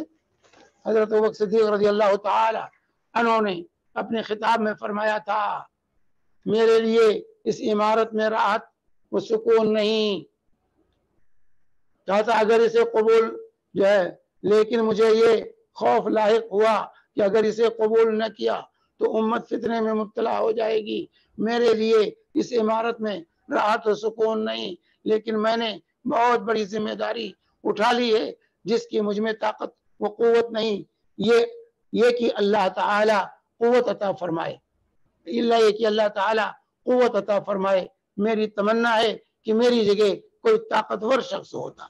یہ بیان ہے کس کا؟ پڑھ لیجیے اٹھا کر مستدرک حاکم جو ہے حضرت ابوبکر صدیق رضی اللہ تعالیٰ. تو آپ کا یہ قول کہ میری تمنا اور خواہش ہے کہ کاش میں خلافت ان دونوں ابو عبیدہ اور عمر میں سے کسی ایک کی گردن میں ڈال دیتا اور میں اس کا وزیر ہوتا. یہ تھے صحابہ, یہ کرسی سے بھاگنے والے لوگ تھے. یہ کرسی کے طلبگار نہیں تھے کہ جن پر اس قدر بھاری الزام لگایا جائے. یہ کرسی کے خاطر لوگ نبی کریم صلی اللہ علیہ وآلہ وسلم کو جو ہے نظر انداز کر گئے. یہ جو ہے مسند حاکم وغیرہ کی روایات, مسند احمد وغیرہ کی روایات پڑھ جائیے کہ کس طرح یہ لوگ کرسیوں سے بے نیاز تھے, عہدے سے بے نیاز لوگ تھے, یہ دنیا سے بے نیاز لوگ تھے, یہ آخرت کے طلبگار لوگ تھے. یبتغون فضلا من اللہ ورضوانا, اللہ کے فضل اور اس کی رضا کو یہ تلاش کرنے والے لوگ تھے. ان کے ہاں یہ جو ہے حالانکہ اللہ کے نبی صلی اللہ علیہ وسلم کی احادیث اگر ہم دیکھیں تو ایسے نہیں آتے ابوبکر بیٹھ گئے تھے. رسول پاک صلی اللہ علیہ وسلم کی بے شمار احادیث ہیں جس میں اللہ کے نبی صلی اللہ علیہ وسلم نے ابوبکر صدیق رضی اللہ تعالی عنہ کی خلافت کی طرف اشارہ کیا ہے. چانچہ اس سلسلے میں جو ہے اللہ کے نبی صلی اللہ علیہ وآلہ وسلم کی متعدد حدیث ہیں. پہلی حدیث آپ کے سامنے جبیر بن مطعم رضی اللہ تعالی عنہ روایت کرتے ہیں کہ رسول پاک صلی اللہ علیہ وسلم کے پاس ایک خاتون آتی ہے اور عرض کرتی ہے کہ یا رسول اللہ، اللہ کے نبی صلی اللہ علیہ وسلم سے کچھ پوچھتی ہے، اور پھر اللہ کے نبی صلی اللہ علیہ وسلم سے جو ہے کہ پھر دوبارہ تم حاضر ہونا. آپ نے فرمایا پھر آنا تم. تو اس خاتون نے عرض کیا رسول اللہ، اگر آپ نہ ملیں، آپ نہ ہوں تو پھر کس سے ملوں میں؟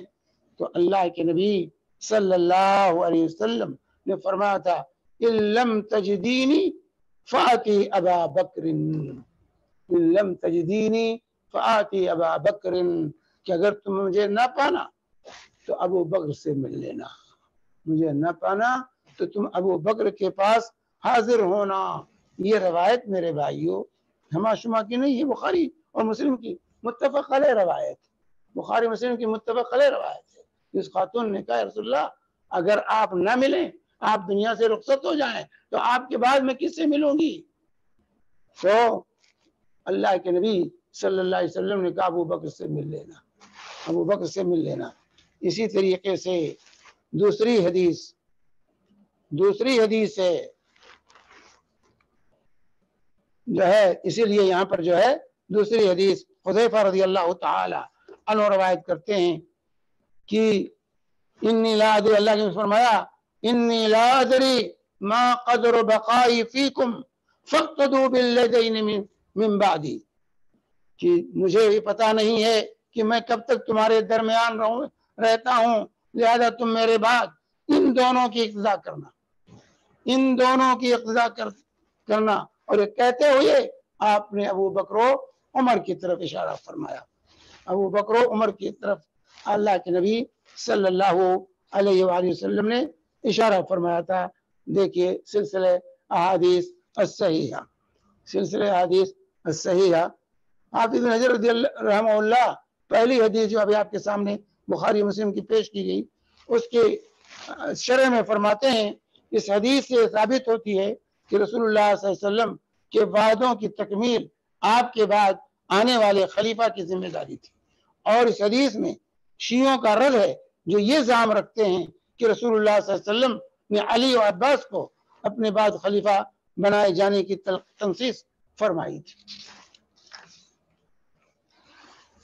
اسی طریقے سے گزشتہ درس میں نے حضرت علی رضی اللہ تعالی عنہ کا وہ بیان پیش کیا تھا کہ جب حضرت علی رضی اللہ تعالی عنہ سے کہا گیا خلافت کے سلسلے میں، تو جو حضرت علی رضی اللہ تعالی عنہ نے کہا تھا کہ میں موجود تھا جب ابو بکر کو اللہ کے نبی صلی اللہ علیہ وسلم نے نماز پڑھانے کا حکم دیا تھا تو میں بھی موجود تھا، لیکن میری موجودگی کے باوجود اللہ کے نبی نے مجھے نہیں آگے بڑھایا، ابو بکر کو آگے بڑھایا ہے، اس لیے ابو بکر خلیفہ رہیں گے. ابو بکر جو ہے خلیفہ، ان کے ہاتھ پر بیعت تھی. ہم نے ہاتھ اللہ کے نبی صلی اللہ علیہ وسلم نے جن کو ہماری دنیا کی دین کی قیادت کے لیے منتخب فرمایا، تو کیا ان کو میں اپنی دنیا کی قیادت کے لیے منتخب نہ کروں؟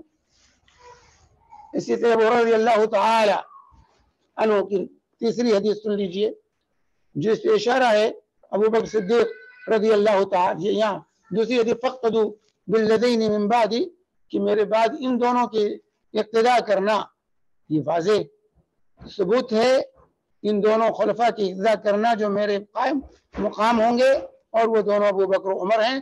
یہاں رسول اللہ صلی اللہ علیہ وسلم نے ان کی حسن سیرت و صدق باطن کی بنا پر ان کی اقتداء کا حکم فرمایا. اس حدیث میں امر خلافت کے سلسلے میں واضح اشارہ موجود. جب آپ کہتے ہیں میرے بعد ان دونوں کی اقتداء کرنا، تو اشارہ ہے ان کی خلافت کی طرف. اور اسی طرح ابو رضی اللہ تعالیٰ عنہ کی روایت کہتے ہیں کہ نبی کریم صلی اللہ علیہ وسلم نے فرمایا بینما انا نائم اریت انی انظر علی حوضی، کہ جو ہے اس دوران کہ میں سویا ہوا تھا دیکھتا ہوں کہ میں اپنے حوض پر کھڑا پانی نکال کر لوگوں کو پلا رہا ہوں. اتنے میں ابو بکر آ گئے، انہوں نے میرے ہاتھ سے ڈول لے لیا تاکہ مجھے آرام پہنچائیں. پھر انہوں نے 2 ڈول نکالے اور ان کے پانی نکالنے میں ذوف تھا، اللہ ان کے ذوف ان کی مغفرت فرمائے۔ پھر ابن خطاب آ گئے اور انہوں نے ان سے ڈول لے لیا، تو میں نے کبھی ان سے زیادہ قوی ڈول کھینچنے والا نہیں دیکھا، یہاں تک کہ لوگ سیراب ہو کر واپس ہوئے اور حوض بھرا رہا، اس سے پانی ابل رہا تھا۔ یہ حدیث میرے بھائیوں، اس پر ذرا غور کر لیں، اس حدیث پاک پر کہ اللہ کے نبی صلی اللہ علیہ وآلہ وسلم، یہ صحیح مسلم کی حدیث ہے، یہ صحیح مسلم کی واضح حدیث ہے۔ امام شافعی رحمۃ اللہ علیہ فرماتے ہیں انبیاء کرام کا خواب وہی الہی ہوا کرتا ہے۔ ان کے پانی نکالنے میں ذوف تھا، اس سے آپ کی مدت خلافت کے مختصر ہونے، نیز جلد وفات پانے اور مرتدین کے ساتھ مشغول جنگ ہونے کی طرف اشارہ ہے، جس کی وجہ سے آپ کے دور خلافت میں فتوحات میں وہ وسعت نہیں ہوئی جو عمر رضی اللہ تعالی عنہ کے دور خلافت میں ہوئی، کیونکہ ان کو طویل عرصہ ملا۔ تو یہ جو ہے یہاں پر واضح ہونا، یہ اشارہ ہے حضرت ابو بکر صدیق رضی اللہ تعالی عنہ کی خلافت کی طرف۔ اسی طرح ام المؤمنین عائشہ صدیقہ رضی اللہ تعالی عنہ کی روایت ہے، بخاری اور مسلم کی، بخاری اور مسلم کی متفق علیہ روایت ہے، جس کے اندر فرماتی ہیں کہ اللہ کے نبی صلی اللہ علیہ وسلم نے مجھے مرض الموت میں فرمایا، ادعی لی ابا بکر واخاک حتی اکتب کتابا فإنی اخاف ان یتمنى متمن ویقول قائل انا اولا ویابى اللہ والمؤمنون الا ابا بکر، کہ تم میرے پاس ابو بکر اور اپنے بھائی کو بلا لاؤ، میں ان کے لیے ایک کتاب لکھ دوں، کیونکہ مجھے خدشہ ہے کہ تمنا کرنے والا تمنا کرے اور کہنے والا کہے کہ میں خلافت کا زیادہ حقدار ہوں، حالانکہ اللہ تعالی اور اہل ایمان صرف ابو بکر کو چاہتے ہیں۔ یہ بخاری مسلم کی متفق علیہ روایت ہے، مسلم میں 2387 اور بخاری میں 5342 نمبر کی حدیث ہے۔ اب اس کے باوجود لیکن اللہ کے نبی صلی اللہ علیہ وسلم نے لکھوایا نہیں، کیونکہ بعد میں آپ کو یہ یقین ہو گیا کہ لوگ ابو بکر ہی کو منتخب کریں گے، ابو بکر کے علاوہ کسی کو نہیں چنیں گے، اس لیے آپ نے ضرورت محسوس نہیں کی لکھانے کی۔ اسی طریقے سے دیگر احادیث رسول پاک صلی اللہ علیہ وآلہ وسلم سے اس سلسلے میں مروی ہے، جس سے یہ ظاہر ہوتا ہے کہ جو ہے اللہ کے نبی صلی اللہ علیہ وسلم نے اسی طرف اشارہ کیا تھا۔ چانچہ عبید اللہ بن عبداللہ سے روایت ہے کہ میں ام المؤمنین عائشہ رضی اللہ تعالیٰ عنہ کی خدمت میں حاضر ہوا اور عرض کیا کہ آپ مجھے رسول اللہ صلی اللہ علیہ وسلم کے مرض الموت کی کیفیت بتلائیں گی؟ فرمایا کیوں نہیں، ضرور۔ جو رسول اللہ صلی اللہ علیہ وسلم کی بیماری شدت اختیار کی، آپ نے دریافت فرمایا کہ کیا لوگوں نے نماز پڑھ لی؟ ہم نے کہا نہیں یا رسول اللہ، آپ کا انتظار کر رہے ہیں۔ آپ نے فرمایا میرے لیے ٹب میں پانی رکھو، ہم نے پانی رکھ دیا، آپ نے غسل فرمایا، پھر جب آپ اٹھنے لگے تو آپ پر غشی طاری ہو گئی، پھر افاقہ ہوا تو آپ نے فرمایا کیا لوگوں نے نماز پڑھ لی؟ ہم نے عرض کیا نہیں اے اللہ کے رسول، آپ کا انتظار کر رہے ہیں۔ فرمایا میرے لیے ٹب میں پانی رکھو، ہم نے پانی رکھ دیا، آپ نے غسل فرمایا، پھر جب آپ اٹھنے لگے آپ پر غشی طاری ہو گئی، پھر جب افاقہ ہوا فرمایا کیا لوگوں نے نماز پڑھ لی؟ ہم نے عرض کیا نہیں اے اللہ کے رسول، آپ کا انتظار کر رہے ہیں۔ عمر فرماتی ہیں لوگ مسجد میں عشاء کے انتظار میں بیٹھے ہوئے تھے، رسول پاک صلی اللہ علیہ وسلم نے ابو بکر رضی اللہ تعالیٰ عنہ کو کہلا بھیجا کہ وہ لوگوں کو نماز پڑھائیں۔ ابو بکر چونکہ رقیق القلب تھے، اس لیے انہوں نے عمر رضی اللہ تعالیٰ سے کہا اے عمر، آپ لوگوں کو نماز پڑھائیں۔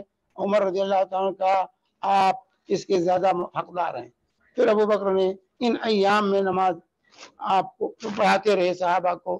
پھر ایک روز رسول اللہ صلی اللہ علیہ وسلم نے طویل روایت ہے کہ جو ہے تخفیف محسوس کی، تو وہ 2 آدمیوں کے سہارے، جن میں ایک عباس رضی اللہ تعالیٰ تھے، ٹھہر کر جو ہے ظہر کی نماز کے لیے نکلے اور ابو بکر نماز شروع کر چکے تھے۔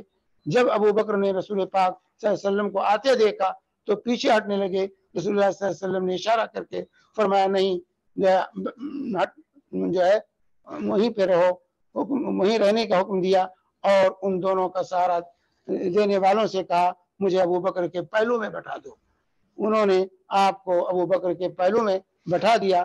ابو بکر کھڑے ہو کر نبی کریم صلی اللہ علیہ وسلم کی اقتدا کر رہے تھے اور لوگ ابو بکر کی اقتدا میں نماز پڑھ رہے تھے اور نبی کریم صلی اللہ علیہ وسلم بیٹھ کر نماز پڑھا رہے تھے۔ یہ جو ہے واقعہ جو ہے صحیح بخاری اور صحیح مسلم کی متفق علیہ روایت ہے۔ تو جو ہے یہ آپ کو امامت کے لیے منتخب کرنا، مسلح پر آگے بڑھا دینا، باوجود کہ مطہرات نے کہا تھا کسی اور کو بڑھا دیجئے آپ، لیکن اللہ کے نبی صلی اللہ علیہ وسلم نہیں مانے اور کہا نہیں، ابو بکر ہی نماز پڑھائیں گے، دوسرا کوئی نماز نہیں پڑھائے گا۔ اور اسی طریقے سے جو ہے عبداللہ بن مسعود رضی اللہ تعالی عنہ بیان کرتے ہیں کہ جب رسول اللہ صلی اللہ علیہ وسلم کی وفات ہو گئی تو جو ہے انصار نے کہا ہم میں سے ایک امیر ہو اور آپ مہاجرین میں سے ایک امیر ہو۔ عمر کے پاس پہنچے اور ان کے پاس پہنچے اور کہا انصار کیا تمہیں معلوم نہیں کہ رسول اللہ صلی اللہ علیہ وسلم نے ابو بکر کو لوگوں کی امامت کا حکم دیا ہے، تم میں سے کون گوارا کرے گا کہ ابو بکر کے آگے بڑھے؟ تمام انصار نے ایک زبان ہو کر کہا تھا کہ ہم جو ہے اللہ کی پناہ چاہتے ہیں کہ ہم ابو بکر سے آگے بڑھیں۔ یہ ساری حدیث صحیح حدیث، یہ ساری احادیث جو ہے موجود ہیں جو ہے، اور اس کے باوجود اگر کوئی کہے کہ جو ہے ایسا نہیں ویسا، متعدد احادیث ہیں۔ انہی روایات پر حضرت علی رضی اللہ تعالی عنہ نے فرمایا کہ جب نبی کریم چاہے وفات پا گئے تو ہم اپنے معاملے میں غور کیا تو ہم نے پایا کہ رسول اللہ صلی اللہ علیہ وسلم نے ابو بکر کو نماز کی امامت کے لیے آگے بڑھایا، تو جس کو رسول اللہ صلی اللہ علیہ وسلم نے ہمارے دین کے لیے پسند فرمایا اس کو ہم نے اپنی دنیا کے لیے پسند کر لیا، اور منصب خلافت کے لیے ابو بکر کو آگے بڑھاتے ہیں ہم۔ یہ طبقات بن سعد میں حضرت علی رضی اللہ تعالی عنہ کا یہ بیان موجود ہے۔ تو اس طریقے سے احادیث کے سلسلے میں ان احادیث سے صاف ظاہر ہے کہ خلافت کی طرف اشارہ جو رسول پاک صلی اللہ علیہ وسلم نے کیا تھا وہ ابو بکر رضی اللہ تعالی عنہ کے خلافت کی طرف اشارہ تھا۔ اسی لیے آپ نے آخری وقت میں مسجد میں جتنے صحابہ کے دروازے کھلتے تھے سب کو بند کرا دیا تھا، کہا کہ سب کے دروازے کھڑکیاں بند کرو، صرف ابو بکر کی کھڑکی کھلی رہے گی، کیونکہ یہ اشارہ تھا کہ ان کو جو ہے امامت کرنی ہے اور خلافت ان کو ملنی ہے، اس لیے ان کی کھڑکی، ان کا دروازہ باقی رہے مسجد کی طرف، اور باقی تمام دروازے بند کر دیے جائیں۔ تو اس طریقے سے خلافت صدیقی پر جو ہے اجماع ہے میرے بھائی، علماء نے اجماع نقل کیا کہ امت کا اجماع ہے، صحابہ کا اجماع ہے۔ عبداللہ بن مسعود نے کہا تھا فما رآه المسلمون حسنا فعند اللہ حسن وما رآه المسلمون سیئا فعند اللہ سیئ۔ حضرت ابوبکر کی خلافت پر استدلال کرتے ہوئے عبداللہ بن مسعود رضی اللہ تعالی عنہ نے کہا تھا کہ ابو بکر کو مسلمانوں صحابہ نے خلیفہ بنایا ہے نا، تو ما رآه المسلمون حسنا فعند اللہ حسن، یہ صحابہ جس پر جمع ہو جائیں، جس کو اچھا کہیں وہ اچھا ہے، صحابہ جس کو برا کہیں وہ برا ہے، اس لیے صحابہ نے ابو بکر کو خلیفہ بنایا، لہذا یہ خیر ہے، یہ اچھی چیز ہے، صحابہ کا اجماع اور اتفاق ہوا اس پر۔ اور اسی طریقے سے خطیب بغدادی رحمہ اللہ نے بھی یہ اجماع ذکر کیا ہے کہ مہاجرین و انصار نے ابو بکر رضی اللہ تعالیٰ عنہ خلافت پر اجماع کیا، اور آپ کو رسول پاک صلی اللہ علیہ وسلم کا خلیفہ کہہ کر پکارتے تھے، کہتے تھے یا خلیفۃ رسول اللہ، آپ کے بعد کسی کو یہ نام نہ دیا گیا، اس کے بعد امیر المومنین کہہ کے پکارتے تھے، خلیفۃ رسول اللہ کسی کو نہیں کہا گیا، صرف ابو بکر کو یہ مقام ملا کہ صحابہ مسلمان ان کو یا خلیفۃ رسول اللہ کہہ کے خطاب کرتے تھے، رسول اللہ کے خلیفہ، رسول اللہ کے خلیفہ۔ اس پر اجماع اور اتفاق خطیب بغدادی رحمہ اللہ نے ذکر کیا ہے تاریخ بغداد کے اندر. تاریخ بغداد کے اندر جو ہے اجماع نقل کیا. اسی طرح امام ابو الحسن عشری رحمہ اللہ فرماتے ہیں کہ اللہ تعالی نے مہاجرین و انصار اور اسلام کی طرف سبقت کرنے والوں کو بڑی تعریف کی ہے. قرآن و سنت سے مقامات پر جو بہت سے مقامات پر مہاجرین و انصار کی مدح کی ہے اور بیعت رضوان میں شرکت کرنے والوں کی تعریف کی ہے. اور اس کا ذکر کرنے کے بعد جو ہے وسائد لقد رضی اللہ عنہ المؤمنین اذ یبایعونک تحت الشجرہ کہ اس آیت کے کریمہ میں اللہ تعالیٰ نے جن کی مدح سرائی کی ہے ان سب کا ابو بکر رضی اللہ تعالی عنہ کی امارت پر اجماع ہے اور انہوں نے آپ کو رسول پاک صلی اللہ علیہ وسلم کا خلیفہ قرار دیا ہے اور آپ سے بیعت کی ہے, آپ کے مطیع ہوئے, آپ کی فضیلت و بزرگی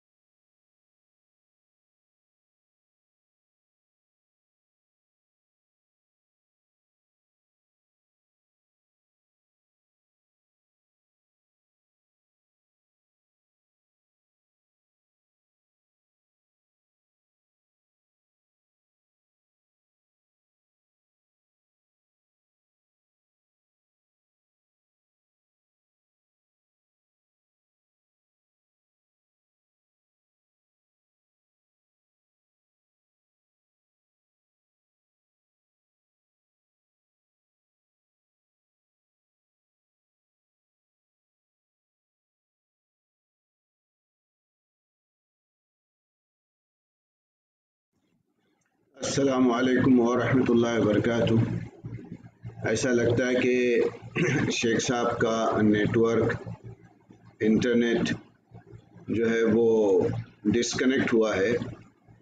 جیسے ہی شیخ صاحب کنیکٹ کرتے ہیں انشاءاللہ ہم ان کو. السلام علیکم ورحمۃ اللہ وبرکاتہ. ایسا لگتا ہے کہ شیخ صاحب کا نیٹ ورک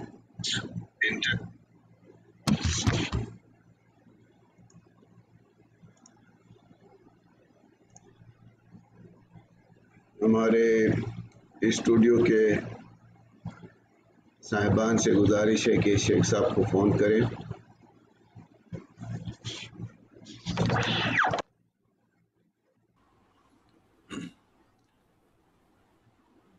جی سمیر بھائی.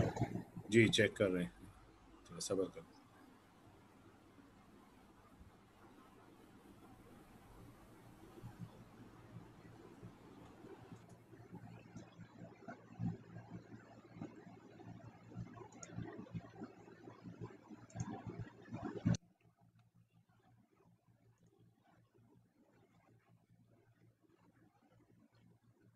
شیخ محترم نے درس تقریباً 1:30 بجے کے بعد شروع کیا.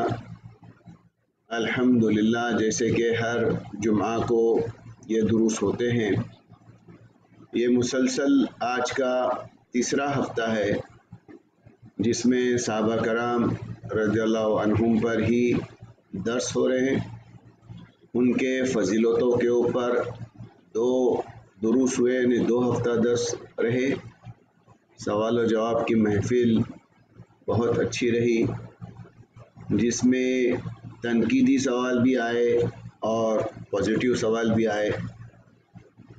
اور آج شیخ نے جو ٹاپک شروع کیا ہے تو قدیر خم سے شروع کیا, اور جو لوگ بہت لیٹ آئے ہیں, بہت دیر سے آئے ہیں, ان سے درخواست ہے کہ آج جب یہ لائیو سیشن ختم ہوگا اس کی 3-4 گھنٹے کے بعد یہ پورا لائیو سیشن یوٹیوب پہ اپلوڈ ہو جائے گا.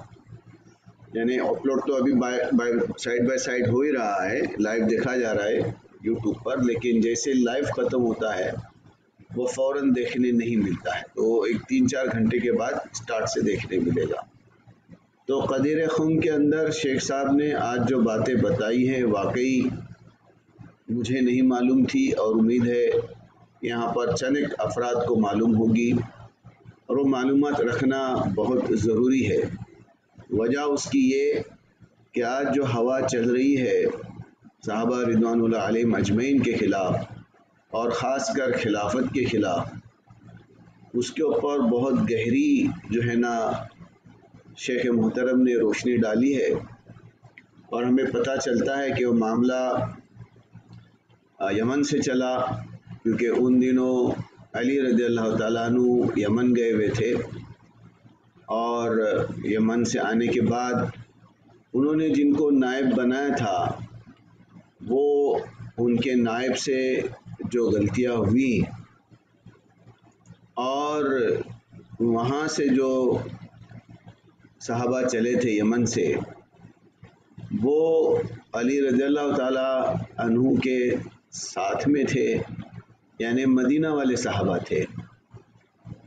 حج رسول اللہ صلی اللہ علیہ وسلم نے ایک ہی کیا، 1.25 لاکھ کے پلس مائنس صحابہ رضوان اللہ علیہم اجمعین حج کرنے کے لیے اس حج میں موجود تھے، اور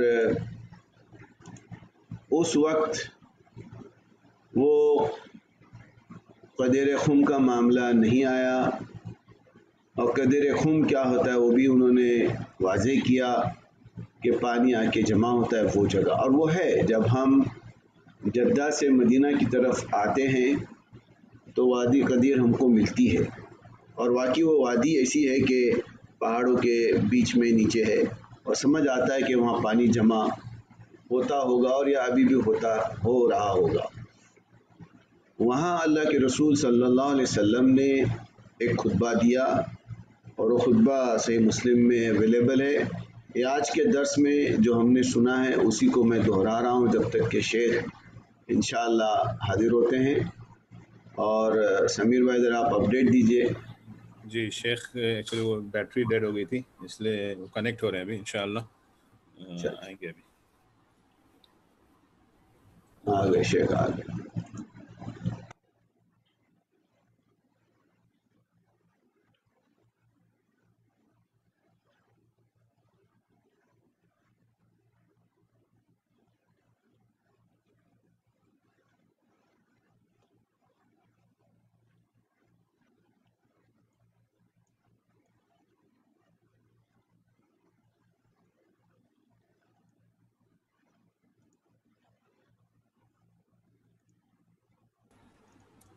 السلام علیکم شیخ صاحب۔ وعلیکم السلام ورحمۃ اللہ وبرکاتہ۔ آپ آرام سے آدھا منٹ لے سکتے ہیں، 10-15 سیکنڈ لے سکتے ہیں سیٹل ڈاؤن ہونے کے لیے، اور اس کے بعد میں آپ کا معاملہ یعنی کہاں تک پہنچے تھے ہم بھائی؟ جی ہمارے سمیر بھائی اس وقت اتفاق سے میں باہر گیا ہوا تھا، اور میں دیکھا یہ آواز نہیں آ رہی ہے، تب آ کے دیکھا میں آواز کیوں نہیں آ رہی ہے۔ اچھا، میں نے اجازت لی تھی اسٹوڈیو سے کہ میں تھوڑا باہر جانا چاہ رہا ہوں، اور انہوں نے اجازت دی تھی، اچھا اجازت دے کر کے خیال نہیں کیا۔ اس لیے نہیں شیخ، میں آپ نے جتنے باتیں بتائے جب تک میں تھا اس کو میں بھی ریپیٹ کر رہا تھا، آپ کے پیچھے سارے شاہد ہیں یہاں۔ قدر خون کا معاملہ جو آپ نے بتایا تھا، کہاں تک بات پہنچی تھی یہ بتائیے۔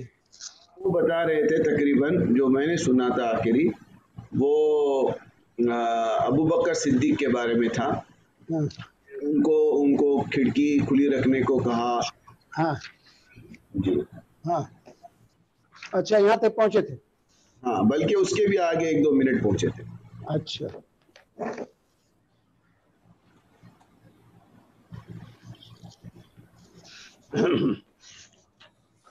ابھی ٹائم شیخ آپ کا درس مکمل کیجئے، سوال و جواب اگلے محفل میں دیکھ لیں۔ ہاں ٹھیک ہے۔ محترم حاضرین، ہماری گفتگو چل رہی تھی کہ احادیث طیبہ کے اندر اللہ کے نبی صلی اللہ علیہ وآلہ وسلم نے مختلف احادیث کے اندر خلافت صدیقی کی طرف اشارہ فرمایا، اور متعدد احادیث آپ کے سامنے اس سلسلے میں پیش کی گئی ہیں، اور پھر اس سلسلے میں حضرت علی رضی اللہ تعالی अन्हु की आखिरी बात आपके सामने पेश कर दूं। हजरत अब्दुल्ला बिन मसूद ने भी इजमा का वो किया है कि सहाबा का अबू बकर की खिलाफत पर इजमा था, जैसा कि मा राहुल मुस्लिमून हसना फइंदल्लाहि हसन वमा राहुल मुस्लिमून सय्या फइंदल्लाहि सय्य, कि मुसलमान जिसको अच्छा कहें वो अच्छी चीज़ अच्छी है, जिसको बुरा कहें वो बुरी चीज़ है। यहाँ मुस्लिमों से जो है अब्दुल्ला मसूद ने साहब किराम को मुराद लिया है और खिलाफत सिद्दीकी की सेहत पर जो है इससे इस्तेदलाल किया है। इसी तरीके हज़रत अली बिन अबी तालिब रज़ियल्लाहु ताला अन्हु जब नबी करीम सल्लल्लाहु अलैहि वसल्लम वफ़ात हो गई, फरमाते हैं जब वफ़ात हो गई तो हमने अपना मामला उनकी खिलाफत में गौर किया तो हमने पाया कि रसूलुल्लाह सल्लल्लाहु अलैहि वसल्लम ने अबू बकर रज़ियल्लाहु ताला अन्हु को नमाज की इमामत के लिए आगे बढ़ाया। तो जिसको रसूल पाक सल्लल्लाहु अलैहि वसल्लम ने हमारे दीन के लिए पसंद फरमाया, उसको हमने अपनी दुनिया के लिए पसंद कर लिया और मनसब खिलाफत के लिए अबू बकर रज़ियल्लाहु ताला अन्हु को आगे बढ़ाते हैं हम। तो इस तरीके से जो है ये बयान जो है तबक़ात इब्न साद में हज़रत अली रज़ियल्लाहु ताला अन्हु का मौजूद है, मुराजा किया जा सकता है। और इसी तरीके से इस सिलसिले में उलमा ने इजमा इत्तिफाक जिक्र किया। खिलाफत सिद्दीकी पर लोगों का सहाबा ताबईन तबे ताबईन का इजमा और इत्तिफाक रहा। ये वादे से इजमा यह हुज्जत शरई है। चुनांचे खतीब बगदादी रहमतुल्लाह अलैह फरमाते हैं कि मुहाजिरीन और अंसार ने अबू बकर रज़ियल्लाहु ताला अन्हु के खिलाफत पर इजमा किया और आपको रसूलुल्लाह सल्लल्लाहु अलैहि वसल्लम का खलीफा कहकर पुकारते रहे, या कहते थे या खलीफत रसूलुल्लाह, आपके बाद किसी को यह नाम न दिया गया। कहा जाता है कि रसूल पाक सल्लल्लाहु अलैहि वसल्लम की वफात के वक्त जो है 30,000 मुसलमान थे। उस वक्त सब ने अबू बकर रज़ियल्लाहु ताला खलीफा रसूल करार दिया और रसूलुल्लाह सल्लल्लाहु अलैहि वसल्लम के बाद आपको खलीफा मानकर खुश हुए।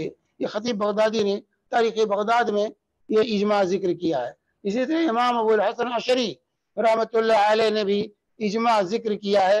फरमाते हैं कि अल्लाह ताला ने मुहाजिरीन और अंसार और इस्लाम की तरफ सबकत करने वालों की बड़ी तारीफ की है।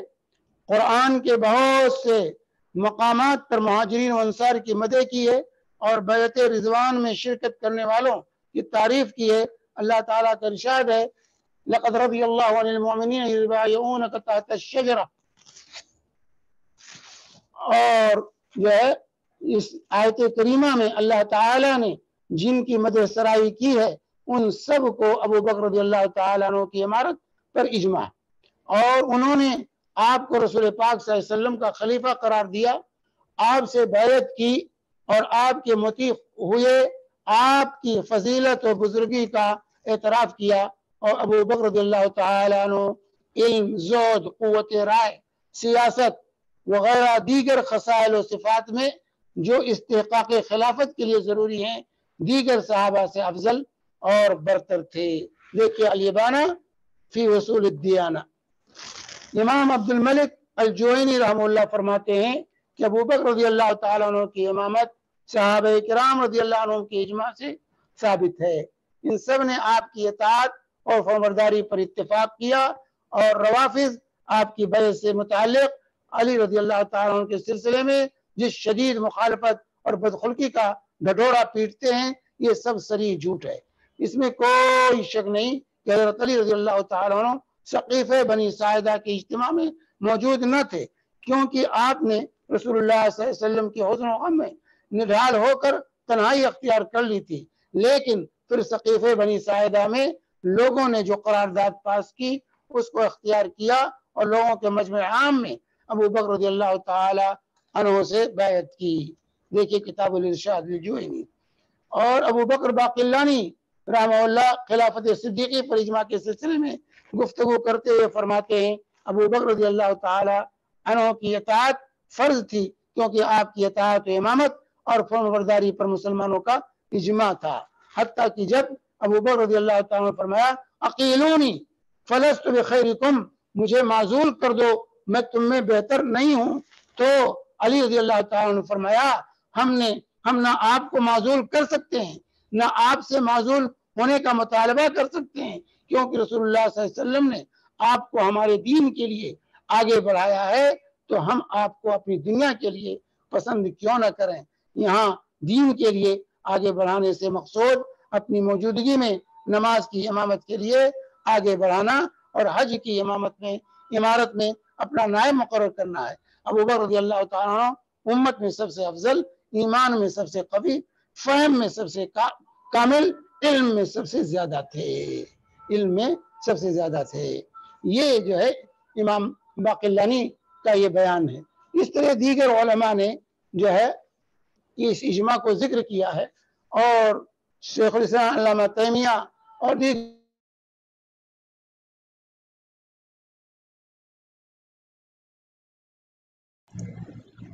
سمیر بھائی پھر شیخ کی آواز چلے گئی ہے، ذرا علماء نے اس پر تفصیلی گفتگو کیا ہے۔ تو بہرحال ابوبکر رضی اللہ تعالیٰ کی خلافت مسلم میں اس میں کوئی شک و شبہ نہیں، صحابہ کا اس پہ اجماع اور اتفاق تھا، اور جو ہے اس میں کسی کو جو ہے کہ دو رائے نہیں تھی۔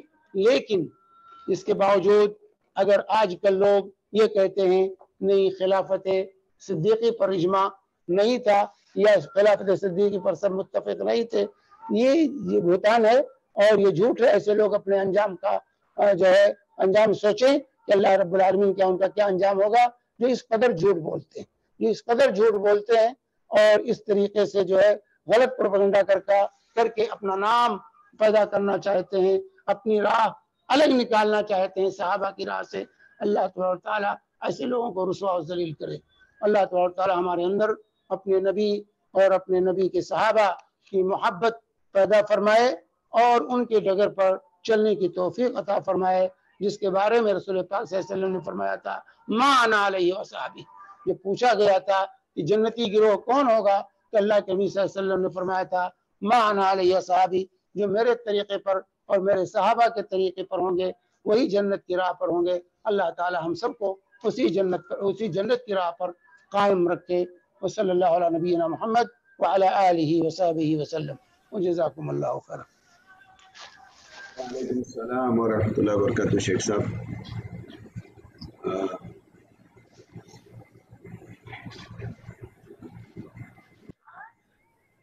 جی جزاکم اللہ خیرن۔ شیخ ہم تو چاہ رہے تھے کہ آپ مسلسل درس ختم کر دیتے، اگر ختم نہیں ہوا ہے تو کوئی بات نہیں، انشاءاللہ اگلے ہفتے میں اس کو دیکھیں گے۔ اب ہماری انشاءاللہ تعالی سوال و جواب کی محفل شروع ہوگی۔ اس بیچ ہمارے یہاں پر زوم پر تقریباً 38 لوگ اویلیبل ہیں، یعنی داخل ہو چکے ہیں، اس میں کچھ ہماری بہنیں بھی ہوں گی، اور 17 لوگ جو ہے اس وقت یوٹیوب پر لائیو ہیں۔ یوٹیوب پر سوال آ چکا ہے۔ سوال پوچھنے کا طریقہ اس طریقے سے ہے کہ جسے بھی سوال پوچھنا ہو جو زوم میں اویلیبل ہے اپنا ہاتھ اوپر کرے، زوم کے اندر وہ سائڈ رائٹ کلک کر کے یا کلک کر کے اپنے پروفائل پر اس پر ایک ہاتھ کا اشارہ اس کو ریز ہینڈ بول کے آتا ہے، وہ کیجئے تاکہ آپ کو ٹھیٹ شیخ سے سوال کرنے کا موقع ملے۔ خواتین جو ہے ہماری وہ ٹیکسٹ میں سوال کریں، ڈائریکٹ ٹو ایوری ون اور ٹو ایڈمن یا ہوسٹ، اور یوٹیوب والے جو ہے ٹیکسٹ میں سوال کریں گے، ان کا جواب ہم شیخ سے لیں گے۔ جزاک اللہ خیرن شیخ، آپ نے قدر خم سے شروع کیا اور ابو بکر صدیق رضی اللہ تعالی عنہ کی خلافت تک بہترین باتیں آپ نے ہمیں بتائی۔ اگر کسی کو اسی ٹاپک پر جو شیخ نے ابھی بیان کیا ہے کوئی سوال ہو تو ضرور پوچھیے، اور اگر اس ٹاپک پر سوال نہیں ہے تو آپ کے پاس جو بھی سوال ہے آپ ضرور پوچھ سکتے ہیں۔ ہمارے بہت ہی محترم اور عزیز ہمارے دوست اور ہمارے سینئر رہبر جدہ سے آج پہلی مرتبہ زوم پر داخل ہوئے ہیں، جوائن ہوئے ہیں، سید محمد سعید الدین حفظہ اللہ۔ امید ہے کہ وہ وہ بھی کچھ ایسے چند بہترین سوال پوچھیں گے انٹلیکچوئل کہ جس سے سب کو اس کا فائدہ ہو. سمیر بھائی مائک از وتھ یو، اگر سوال ہے وہاں تو پوچھیے، نہیں تو یوٹیوب پر ایک سوال آ چکا ہے. جی السلام علیکم ورحمۃ اللہ وبرکاتہ.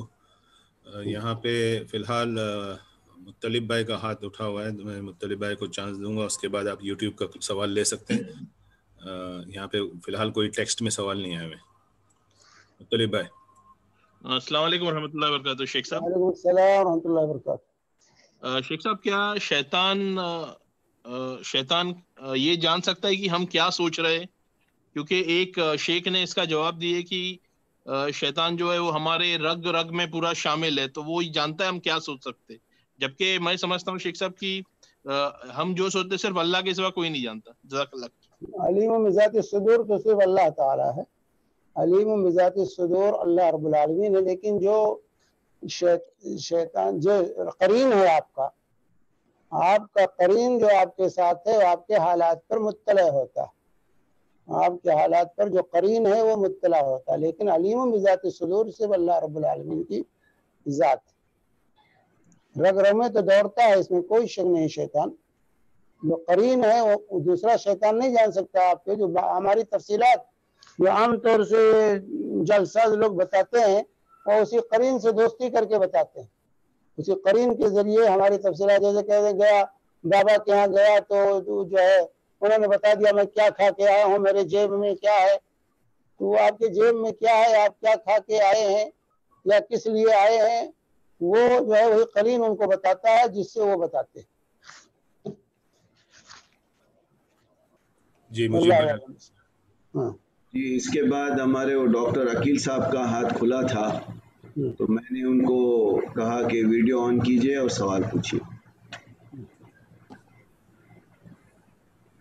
السلام علیکم ورحمۃ اللہ وبرکاتہ. وعلیکم السلام ورحمۃ اللہ وبرکاتہ. خیریت ہے شیخ؟ الحمدللہ، اللہ کا فضل ہے. کیا حال چال ہے؟ الحمدللہ، اللہ کا احسان ہے، دعا ہے آپ. ماشاء اللہ. شیخ آج کا سوال جو ہے میرا وہ شیعہ حضرات کے متعلق ہے. جیسا کہ ابھی پچھلے مہینے یعنی محرم کا عاشورہ کا روزہ گزر گیا، تو ایک شیعہ کی طرف سے بہت لمبا سوال اور معارضہ آیا تھا. اس کا لب لباب یہ ہے کہ آج کل ان کا یہ کہنا ہے کہ عاشورے کا روزہ ہے ہی نہیں. ہم لوگ اہل سنت لوگ اور دوسرے لوگ جو ہے وہ ان کے مخالفت میں اور عناد میں عاشورے کا روزہ رکھتے ہیں، کیونکہ وہ لوگ اس دن عید مناتے ہیں. فرعون اپنا موسیٰ علیہ السلام کی فرعون سے آزادی کے اس میں عید مناتے ہیں، اس لیے ہم ان کے مخالفت میں ایسا کرتے ہیں. اس کا یہ کہنا تھا. اور دوسرا انہوں نے دلیل یہ دی ہے شیخ کیا کہ چونکہ نبی صلی اللہ علیہ وسلم نے ایک ہی بار وہ محرم کا روزہ رکھا ہے، تو عاشورہ یعنی ہر مہینے کے 10ویں دن کو عاشورہ کہتے ہیں، نہ کہ صرف محرم کے 10ویں دن کو. اور نبی صلی اللہ علیہ وسلم کی ہجرت ربیع الاول مہینے میں ہوئی تھی، جو روزہ اس مہینے میں رکھو، یہ روزہ مت رکھو. تو اس کے بارے میں کیا کہنا ہے؟ اب کیا کہا جائے، جن کا دین ہی جھوٹ پر قائم ہو، پروپیگنڈوں پر قائم ہو، باطل پر قائم ہو، ان کا کیا کہا جائے گا. اللہ کے بھی صلی اللہ علیہ وسلم کس کے ضد میں رکھے تھے؟ اگر رکھا تھا نا، یہ تو مانتے ہیں اللہ کے نبی صلی اللہ علیہ وسلم نے عاشورہ کا روزہ رکھا تھا کہ نہیں، تو کس کے ضد میں رکھا تھا؟ شیعوں کے ضد میں رکھا تھا. بھائی صحابہ نے کس کے ضد میں رکھا تھا روزہ؟ ہم تو نبی کریم صلی اللہ علیہ وسلم کی اقتداء میں رکھتے ہیں. ہم تو رسول پاک صلی اللہ علیہ وسلم کی اقتداء میں رکھتے ہیں کہ اللہ کے رسول صلی اللہ علیہ وسلم نے عاشورہ کا روزہ رکھا، اس لیے ہم رکھتے ہیں. اور حضرت حسین کی اقتداء میں رکھتے ہیں. حضرت حسین بھی عاشورہ کا روزہ رکھتے تھے، حسن بھی عاشورہ کا روزہ رکھتے تھے، حضرت علی بھی عاشورہ کا روزہ رکھتے تھے. تو ہم تو ان رسول پاک صلی اللہ علیہ وسلم، صحابہ کرام رضوان اللہ علیہم کی اقتداء میں روزہ رکھتے ہیں. اب تم نہیں رکھتے، تمہاری بدنصیبی ہے کہ تم کو اللہ تعالیٰ نے توفیق نہیں دی نبی کی اتباع کی، صحابہ کرام کی اتباع کی، اہل بیت کی اتباع کی. اس لیے تم اپنی محرومی پر انہیں ماتم کرنا چاہیے کہ اللہ تعالیٰ نے ان کو محروم رکھا ہے. تو روزہ مشروع ہے، اللہ کے نبی صلی اللہ علیہ وسلم نے روزہ رکھا ہے، اور اس پر جو ہے کسی کا اختلاف نہیں. صحابہ کا اس پہ اجماع اتفاق ہے کہ عاشورہ کا روزہ مشروع ہے، علماء کا اس پہ اجماع اتفاق ہے اہل سنت کا کہ عاشورہ کا روزہ مشروع ہے۔ اب جو ہے، اور یہ رمضان کی فرضیت سے پہلے روزہ فرض تھا، لیکن رمضان جب فرض ہوا تو اس کی فرضیت منسوخ ہو گئی، وہ مستحب ہے، استحباب کا درجہ ہے۔ ہمارے پاس اس سلسلے میں نصوص ہے۔ اب تمہاری بد نصیبی ہے، تمہارا دین اگر یہ ہے کہ تمہارا حضرت حسین کی شہادت کس سن میں ہوئی ہے؟ حضرت حسین کی شہادت سن 61 میں ہو تو 60 سال کے بعد تمہارا دین شروع ہوا، اس کا مطلب رسول پاک صلی اللہ علیہ وسلم کے 60 سال کے بعد تمہارا دین شروع ہو رہا ہے، تو تمہارا دین صحیح ہے، ہمارا دین جو نبی کریم صلی اللہ علیہ وسلم سے شروع ہو رہا ہے۔ بھائی عاشورہ یہ غم کا دن کب ہوا؟ حضرت حسین کی شہادت کے وقت، لیکن اس سے پہلے کیا تھا؟ غم کا دن تھا، اس کا مطلب اس سے پہلے یہ دین نہیں تھا۔ تو دین تو نبی کریم صلی اللہ علیہ وسلم کے زمانے میں مکمل ہو گیا، الیوم اکملت لکم دینکم واتممت علیکم نعمتی ورضیت لکم الاسلام دینا۔ دین تو مکمل ہو چکا نبی کی زندگی میں، تو تمہارا دین کی تکمیل کے بعد شروع ہو رہا ہے۔ تو وہ من احدث فی امرنا ھذا ما لیس منہ فہو رد، جو ہمارے اس دین میں ایسی چیز ایجاد کرے جو اس میں سے نہیں ہو، مردود ہے۔ تو وہ تو دین ہو نہیں سکتا جو 60 سال بعد شروع ہو، جو نبی کے 60 سال بعد شروع ہو وہ دین نہیں ہو سکتا ہے۔ جزاکم اللہ جزاکم اللہ خیرن وحسن الجزا شیخ۔ میں سوال لیتا ہوں ہمارے یوٹیوب سے، ہمارے جے ہند جے مہاراشٹرا والے بھائی لگے ہوئے ہیں اور وہ سوال پوچھتے ہیں، حضرت مصعب بن عمیر کا نام صرف مصعب تھا یا عمیر تھا؟ پلیز روشنی ڈالیں، جزاک اللہ خیر۔ مصعب ان کا نام تھا، عمیر ان کے باپ کا نام تھا، مصعب بن عمیر۔ مصعب پہلے جو ہے مصعب ان کا نام تھا، ان کے باپ کا نام عمیر تھا۔ اس وقت بھی آج بھی ولدیت کے ساتھ نام لیا جاتا ہے۔ یہ بر صغیر انڈیا میں جو ہے کہ وہاں سے بیٹے کا نام لیں، باپ کا نام غائب کر دیتے۔ عرب میں آج بھی ہے، ایک نام سے نہیں کام بنتا، 2 نام چاہیے، بلکہ 3 نام کہتے ہیں، 3 نام لکھو، باپ اپنا نام، باپ کا نام، دادا کا نام۔ لیکن اپنے یہاں تو بہت سے لوگ ہیں دادا کا نام بھی نہیں جانتے۔ تو مصعب بن عمیر ہے، یعنی مصعب یہ نام ہے ان کا، اور عمیر ان کے باپ کا نام ہے۔ جزاک اللہ خیرن وحسن۔ سمیر بھائی کوئی سوال ہے آپ کو آیا ہوا؟ اچھا، میرے پاس ایک سوال آیا ہوا ہے کہ شیخ صاحب عدت پر تھوڑی سی روشنی ڈالیں کہ کیا چیز کرنا چاہیے، کیا نہیں کر سکتے ہیں۔ کون سی عدت؟ کسی کا انتقال پہ، وفات، عدت وفات، اس کو عدت وفات کہتے ہیں۔ عدت وفات 4 مہینہ 10 دن عدت، 4 مہینہ 10 دن، 4 اشہر و عشر اللہ تعالیٰ نے بیان کیا کہ جن کے شوہر کا انتقال ہو جائے وہ 4 مہینے 10 دن عدت گزارے۔ عدت میں کیا کرنا ہے؟ اس عدت کے دوران عورت شادی نہیں کر سکتی، پہلی بات، شادی اس عدت کے دوران عورت بیوہ جو ہے شادی نہیں کر سکتی۔ دوسری چیز ہے، اس عدت کے اندر عورت زیب و زینت کا لباس، زیورات، سرما، کاجل، میک اپ، خوشبو، ان تمام چیزوں سے اسے بچنا ہے۔ زیب و زینت کی کوئی چیز اختیار نہیں کرتی۔ عام لباس جو عام حالات میں پہنتی ہے وہی پہنے گی۔ زینت کا لباس جو عید کی مناسبت سے یا اس طرح سے کسی پروگرام کی مناسبت سے جو لباس پہنے جاتے ہیں وہ لباس نہیں پہنے گی۔ تو زینت کا نہ لباس پہنے گی، نہ زیور کوئی استعمال کرے گی، نہ سرما لگائے گی، نہ کاجل لگائے گی، نہ مہندی لگائے گی، نہ میک اپ کرے گی، تمام چیزیں اس کے لیے ممنوع ہے۔ خوشبو نہیں استعمال کرے گی۔ اسی طریقے سے تیسری چیز یہ ہے کہ عدت جو شوہر جس گھر میں تھی، وفات کے وقت جس جہاں پر تھی اسی گھر میں عدت گزارے گی، جہاں تھی اسی گھر میں عدت وہ گزارے گی، 4 مہینہ 10 دن میں رہے گی، وہاں سے باہر نہیں جائے گی۔ رات وہیں بسر کرنا ہے، دن میں بھی وہیں رہنا ہے۔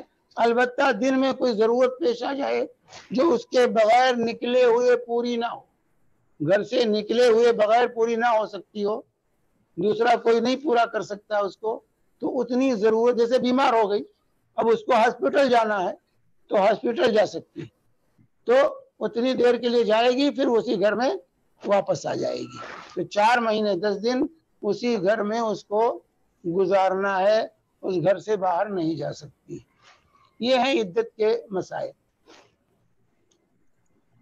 اور عدت کتنا ہے؟ 4 مہینے 10 دن ہے. اگر حاملہ ہے تو جب تک بچہ نہیں پیدا ہوتا اس وقت تک اس کی عدت ہوگی. حاملہ کے لیے عدت وفات وغیر حمل ہے، اور غیر حاملہ کے لیے 4 مہینے 10 دن ہے عدت. جی مجیب بھائی آپ کے پاس سوال ہے یا میں یہاں مطلب بھائی کو جواب دوں؟ ہاں دیکھیے، ہمارا منہج ایسا ہے کہ ایک مرتبہ جس کا سوال آیا اس کو اگر دوسرا سوال پوچھنا ہے تو ہم باقی سب کے سوال ہونے کے بعد انشاءاللہ ان کو موقع دیتے ہیں. شیخ ہمارے بھائی ہیں لطیف ثاقب بھائی، وہ سوال پوچھ رہے ہیں، لوگ ایک واقعہ پیش کرتے ہیں کہ رسول اللہ صلی اللہ علیہ وسلم کے آخری وقت میں صرف علی رضی اللہ تعالیٰ عنہ اور فاطمہ رضی اللہ تعالیٰ عنہ اور کچھ لوگ ہی دوسرے صحابہ امیر ڈھونڈنے میں لگے تھے. وضاحت فرمائیں. اس کی وضاحت آ چکی ہے بھائی. میں اس کے بارے میں اس سے پہلے گزشتہ درس میں نے کہا تھا دوسرے صحابہ کیوں امیر ڈھونڈنے میں لگے ہوئے تھے. رسول پاک صلی اللہ علیہ وسلم کی وفات کے بعد سب سے پہلے ضروری کیا تھا؟ سب سے پہلے ضروری یہ تھا کہ آپ کا خلیفہ مقرر کیا جائے. آج بھی میں نے بتایا کہ لوگ سمجھتے ہیں عام رسول پاک صلی اللہ علیہ وسلم عام لوگوں کی طرح سمجھ رہے ہیں. اللہ کے نبی صلی اللہ علیہ وسلم اللہ کے رسول تھے، رسالت کی ذمہ داری. اسی طرح آپ سربراہ مملکت تھے اور آپ کا خلیفہ ڈھونڈنا آپ کی تدفین سے پہلے لازم تھا. آج بھی کسی امیر کا، کسی رئیس کا، کسی جو ہے کا انتقال ہوتا ہے، وفات ہوتی ہے، تو اس وقت تک اطلاع بھی نہیں دی جاتی ہے جب تک کہ اس کا نائب مقرر نہ کر لیا جائے. اس کی موت کی خبر عام نہیں کی جاتی ہے کیونکہ اس سے فتنہ پیدا ہونے کا خطرہ رہتا ہے. تو رسول پاک صلی اللہ علیہ وسلم کی وفات کے بعد خلافت اس لیے ضروری تھی کہ فتنے کا خطرہ تھا کہ لوگ سر اٹھائیں گے اور اس طریقے سے خلفشار مچے گا. تو اس لیے ضروری تھا کہ سب سے پہلے خلافت کا مسئلہ حل کر لیا جائے تاکہ امت انتشار کا شکار نہ ہو، فتنے نہ اٹھیں. جو لوگ اس طرح کی باتیں کرتے ہیں وہ حقیقت حال سے اپنی آنکھ بند کیے ہوئے ہیں. آج بھی دیکھ لیں کسی بھی سربراہ مملکت کی وفات ہوتی ہے تو اس وقت اس کی موت کی اطلاع نہیں عام کی جاتی ہے جب تک کہ اس کا نائب مقرر نہیں کر لیا تاکہ ملک کے اندر خرفشار اور فتنہ برپا نہ ہو. تو یہ سبب تھا جس کی وجہ سے صحابہ کرام رضوان اللہ اجمعین نے اس چیز کو ضروری سمجھا کہ سب سے پہلے آپ کا خلیفہ مقرر ہو تاکہ اس کی قیادت میں امت کو کنٹرول کیا جائے اور آپ کی تجہیز و تکفین کا معاملہ حل کیا جائے. ورنہ کس کی رائے مانی جاتی اور کیسے کیا جاتا؟ تو یہ کہنا تو بھائی جس کی وفات ہوتی تو گھر والے تو غم میں نڈھال رہتے ہی ہیں. حضرت علی اگر نڈھال رہے یا فاطمہ نڈھال نہیں، یہ طبعی چیز تھی. فاطمہ کے والد تھے علی رضی اللہ تعالیٰ کے شہزاد بھائی اور آپ کے سسر تھے. وفات پر غم ہوگا، تمام صحابہ کو غم تھا. یہ نہیں کہ انہی کو صرف غم تھا، غمگین تمام صحابہ تھے. غم سے کوئی صحابی خالی نہیں تھا. حضرت رضی اللہ تعالیٰ عنہ بیان کرتے ہیں کہ 2 دن جیسا دن میں نے نہیں دیکھا. ایک دن وہ خوشی کا کہ جو رسول اللہ صلی اللہ علیہ وسلم ہجرت کر کے مدینہ تشریف لائے تھے کہ جو ہے ہر گلی کوچے میں جا محمد جا رسول اللہ کی آواز سنائی دیتی تھی. ہر شخص، بچہ، بوڑھا، جوان، مرد، عورتیں سب خوش نظر آتے تھے. اور ایک دن وہ جس دن رسول پاک صلی اللہ علیہ وسلم کی وفات ہوئی کہ تمام لوگ غم سے نڈالتے کو تمام لوگ بڑے بوڑھے بچے جوان مرد عورتیں سب غم سے نڈال تھے. لوگوں کو سجائی نہیں دے رہا تھا کہ ہم کیا کریں. حضرت عمر جیسا انسان غم سے اس طرح نڈال ہوا کہ وہ ہوش آواز کھو بیٹھا اور کہا کہ جو کہے گا کہ رسول اللہ کی وفات ہو گئی ہے اس کی گردن میں مار دوں گا. تو صرف غم علی اور فاطمہ کو نہیں بلکہ تمام صحابہ رضی اللہ عنہم اجمعین کو جو ہے غم ہوا تھا، غم سے نڈال ہوئے تھے. لیکن امت کی قیادت، امت کا معاملہ حل کرنا یہ انتہائی ضروری تھا.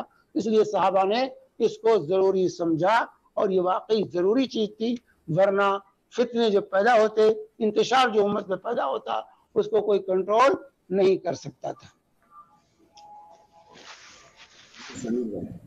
جی چونکہ کوئی ہاتھ نہیں اٹھایا اور یوٹیوب پہ لگتے کویشچنز ختم ہو گئے مجھے مطلب بھائی کو چانس دے دیتے ہیں۔ یوٹیوب پہ ہے 5 سوال ہے۔ اچھا جی شیخ، اس کے بعد ہمارے ریاض مقدم بھائی نے سوال پوچھا ہے، جنت میں مردوں کے لیے حوریں تو عورتیں کس کی ذریت میں ہوں گی؟ جنت میں مردوں کے لیے حوریں عورتیں کس کی زوجیت میں ہوں گی، یعنی دنیا کی عورتیں اپنے اگر میاں بیوی دونوں جنتی ہیں تو ساتھ رہیں گے، بیوی اپنے شوہر دنیاوی شوہر کے ساتھ رہے گی، اور اگر شوہر جنتی نہیں ہوا، اللہ نہ کرے ایسا ہو کہ بیوی جنتی ہو شوہر جنتی نہ ہو، تو جنتیوں کے حصے میں آئیں گی، جنتی شوہر ملے گا۔ اور اگر انشاءاللہ مسلمان معاہد ہیں تو ضرور جنت میں جائیں گے ایک نہ ایک دن۔ تو بیویاں اپنے شوہروں کے ساتھ رہیں گی جنت میں۔ جزاک اللہ خیر شیخ۔ شیخ ہمارے بھائی، ان کا نام فیاض ہے، وہ کہہ رہے ہیں کیا فرشتے بھی تلاوت قرآن کرتے ہیں؟ فرشتے بھی تلاوت قرآن کرتے ہیں یا یہ صرف جن اور انس کے لیے ہے؟ کیونکہ آج کل واٹس ایپ پر ایسی باتیں گھوم رہی ہیں، رہنمائی کیجیے۔ بھائی اللہ کی تسبیح، فرشتوں کا کام اللہ کی تسبیح، تحلیل، حمد و ثنا بیان کرنا ہے، اور جبریل جو قرآن لے کے آتے تھے تو پڑھتے تھے، قرآن پڑھ کے سناتے تھے رسول اللہ کو۔ تو جبریل بھی قرآن پڑھتے تھے، ہر رمضان میں دور ہوتا تھا قرآن کا، جبریل پڑھتے تھے، رسول اللہ سنتے تھے، رسول اللہ پڑھتے تھے، جبریل سنتے تھے، اللہ سے سن کر جبریل آتے تھے، جبریل رسول اللہ کو پہنچاتے تھے۔ تو اس طریقے سے جس سے جو ثابت ہے کہ فرشتے یعنی جبریل امین قرآن پڑھتے ہیں، پڑھا ہے انہوں نے۔ جزاک اللہ خیر شیخ۔ ہمارے ندیم ابھارے بھائی آپ کو سلام پیش کرتے ہیں اور کہتے ہیں کیا صرف نیتوں پر ثواب ملے گا کہ کسی نے نیت کی کہ میں یہ صدقہ کروں گا اور شاید بس اتنا ہی پوچھا ہے، کیا نیتوں پر وہ ثواب ملے گا؟ ہاں، نیت پر ثواب ملے، انما الاعمال بالنیات جو کہا اللہ کے نبی صلی اللہ علیہ وسلم نے، من ہم بحسنۃ فلہ، ایک نیکی کی اگر ارادہ کیا، ارادہ کر لیا، قصد کر لیا، تو پھر اس پر وہ اجر کا مستحق ہوگا۔ کر لیا تو 10 ملے گا، نہیں کر پایا کسی وجہ سے تو اس پر ایک نیکی کا وہ مستحق بنے گا، لیکن اگر کر لیا تو کم سے کم 10 ملے گا، اور 10 سے زیادہ جتنا چاہے اللہ تعالیٰ اس کی نیت کے اعتبار سے اس کو اجر دے گا۔ تو نیکی کی نیت کرنے ہی پر اجر کا مستحق بندہ ہو جاتا ہے، اور کسی وجہ سے نہیں کر سکا تو نیت کا اجر ملے گا، عمل کا اجر نہیں ملے گا، اور عمل کر لیا تو 10 گنا کم سے کم اجر ملے گا اس کو۔ شیخ اسی میں وہ آگے ان کے 2 لفظ اور ہیں، وہ پوچھے ہیں کہ کیا یہ فرض عمل کے لیے بھی ہے؟ فرض عمل کے لیے؟ ہاں، جیسے کہ ابھی ہم کسی نے نیت کی کہ میں صدقہ کروں گا، نہیں کر سکا، لیکن وہ نیت کری کہ میں فرض نماز پڑھ رہا ہوں، فرض نماز نہیں پڑھ سکا، کوئی بھی فرض کام جس کی نیت کری اور وہ نہیں ہو سکا، ایسا کچھ۔ مطلب یہ ہے کہ فرض تو کرنا ضروری ہے، اس کو عملی جامہ پہنانا ضروری ہے، سمجھ بات ہے کہ نہیں؟ اگر نہیں پڑھے گا کسی بلا وجہ، اگر ترک کیا ہے تو گنہگار ہوگا، لیکن نیت اس کی تھی، اگر نیت کی تھی تو نیت کا اجر ملے گا، لیکن اس عمل کا اجر اس کو نہیں ملے گا، عمل نہ کرنے پر اس کی سزا ہوگی۔ اب یہ نہیں کہ نیت کر لیا کافی ہو گیا نیت کرنا، نیت کرنا فرض کر کے نیت کر لینا یہ کافی نہیں، نیت کی نیت کا اجر ملے گا اس کو، لیکن اس نے نہیں کیا تو کیا نہیں کیا یہ سوال ہوگا اللہ کی طرف سے۔ मा युसाबु फाइलुहा वला युज़म्मु तारिकुहा, फर्ज कहते हैं जिसके करने वाले को सवाब मिले और न करने वाले को सजा मिले, गिरफ्त हो उसकी। जी शेख, हमारे वो मुत्तलिब साहब ने बीच में हाथ उठाए थे, वो कहाँ चले गए, नहीं दिखाई दे रहे। मुत्तलिब भाई, आपका वक्त।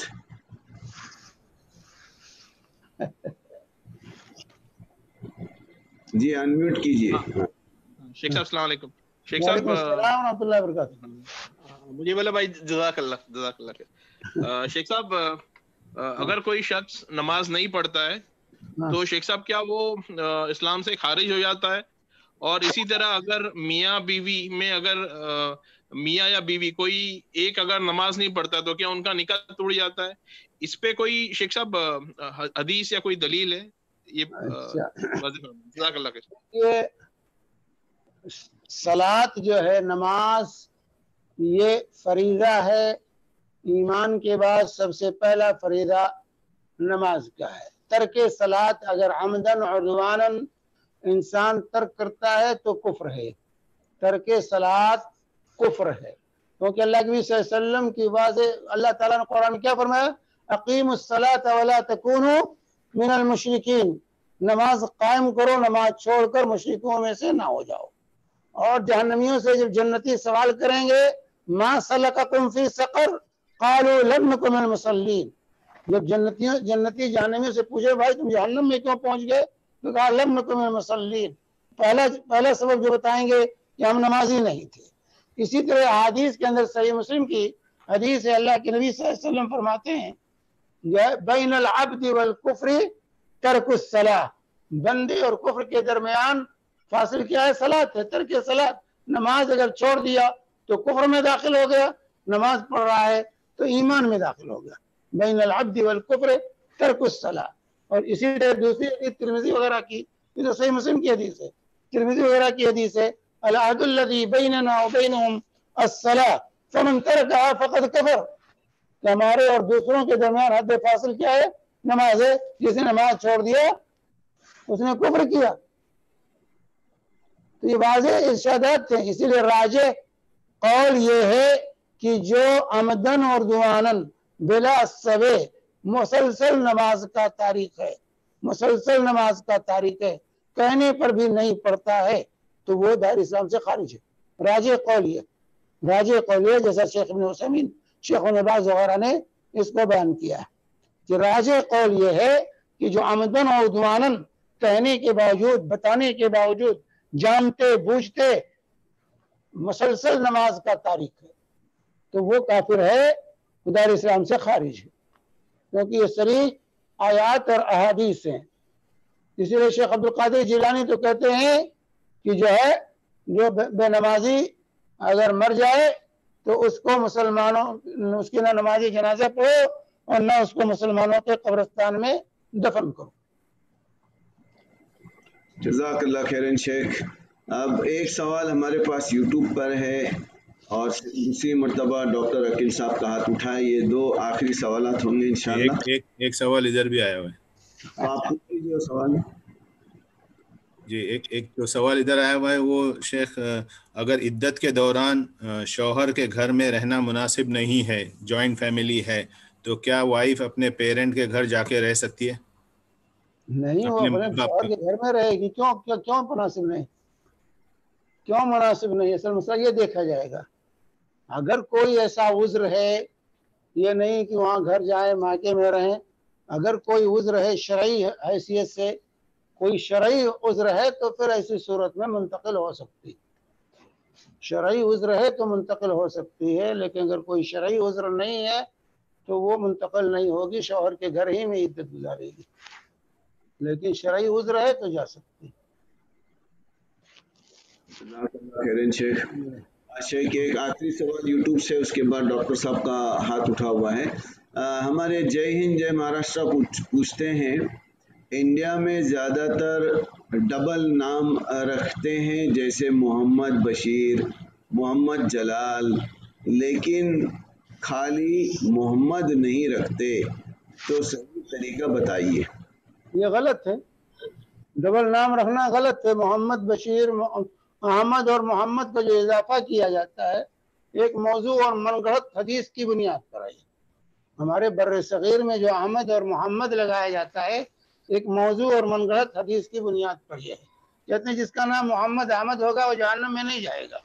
इसीलिए जो है इसी मौजू रवायत का जो है मनगढ़ंत रवायत का असर है कि अक्सर लोग अपने नाम के साथ मोहम्मद व अहमद लगाते हैं, हालांकि वो मतलूब नहीं होता, कोई उसको कहता भी नहीं है, उसको इस्तेमाल भी नहीं करते हैं, सिर्फ वो लिखने में आता है, बोलने में नहीं। जब मोहम्मद बशीर है तो सब बशीर ही कहेंगे, मोहम्मद कोई नहीं कहता। या बशीर अहमद है तो कोई बशीर अहमद नहीं कहता, बशीर ही कहते हैं। तो बहरहाल डबल नाम नहीं रखना चाहिए, एक नाम रखो, उसी नाम से पुकारो। हाँ, अपने नाम के साथ अपने बाप का नाम लगाओ। मोहम्मद बशीर आप अरबों के सामने कहेंगे तो कहेगा मोहम्मद बिन बशीर, बशीर अहमद कहेंगे तो बशीर बिन अहमद। तो ये जो है जो भी उसका कोई फायदा नहीं है, बेमाना है। और फिर एक मौजू और मनगढ़ंत रवायत की बुनियाद पर ये चलन जो है बड़े सगीर में आम हो गया, मोहम्मद अहमद का इजाफा। तो बहरहाल एक नाम रखना चाहिए। यही सहाबा, ताबईन, तबे ताबईन सबका जो है तरीका यही रहा कि एक नाम रखते थे, 17 नाम नहीं रखते थे। जज़ाकल्लाह खैरन शेख।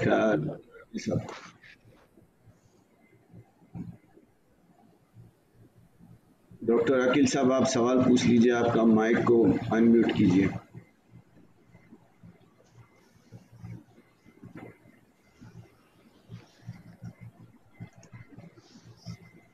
अस्सलाम वालेकुम रहमतुल्लाहि व बरकातुहू। वालेकुम अस्सलाम रहमतुल्लाहि व बरकातुहू।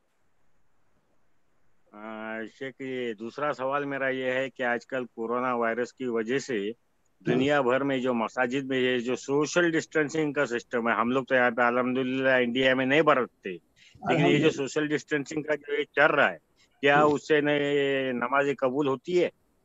भाई नमाज कबूल करना ये अल्लाह का काम, हम कैसे कहें कबूल होती है कि नहीं कबूल होती है।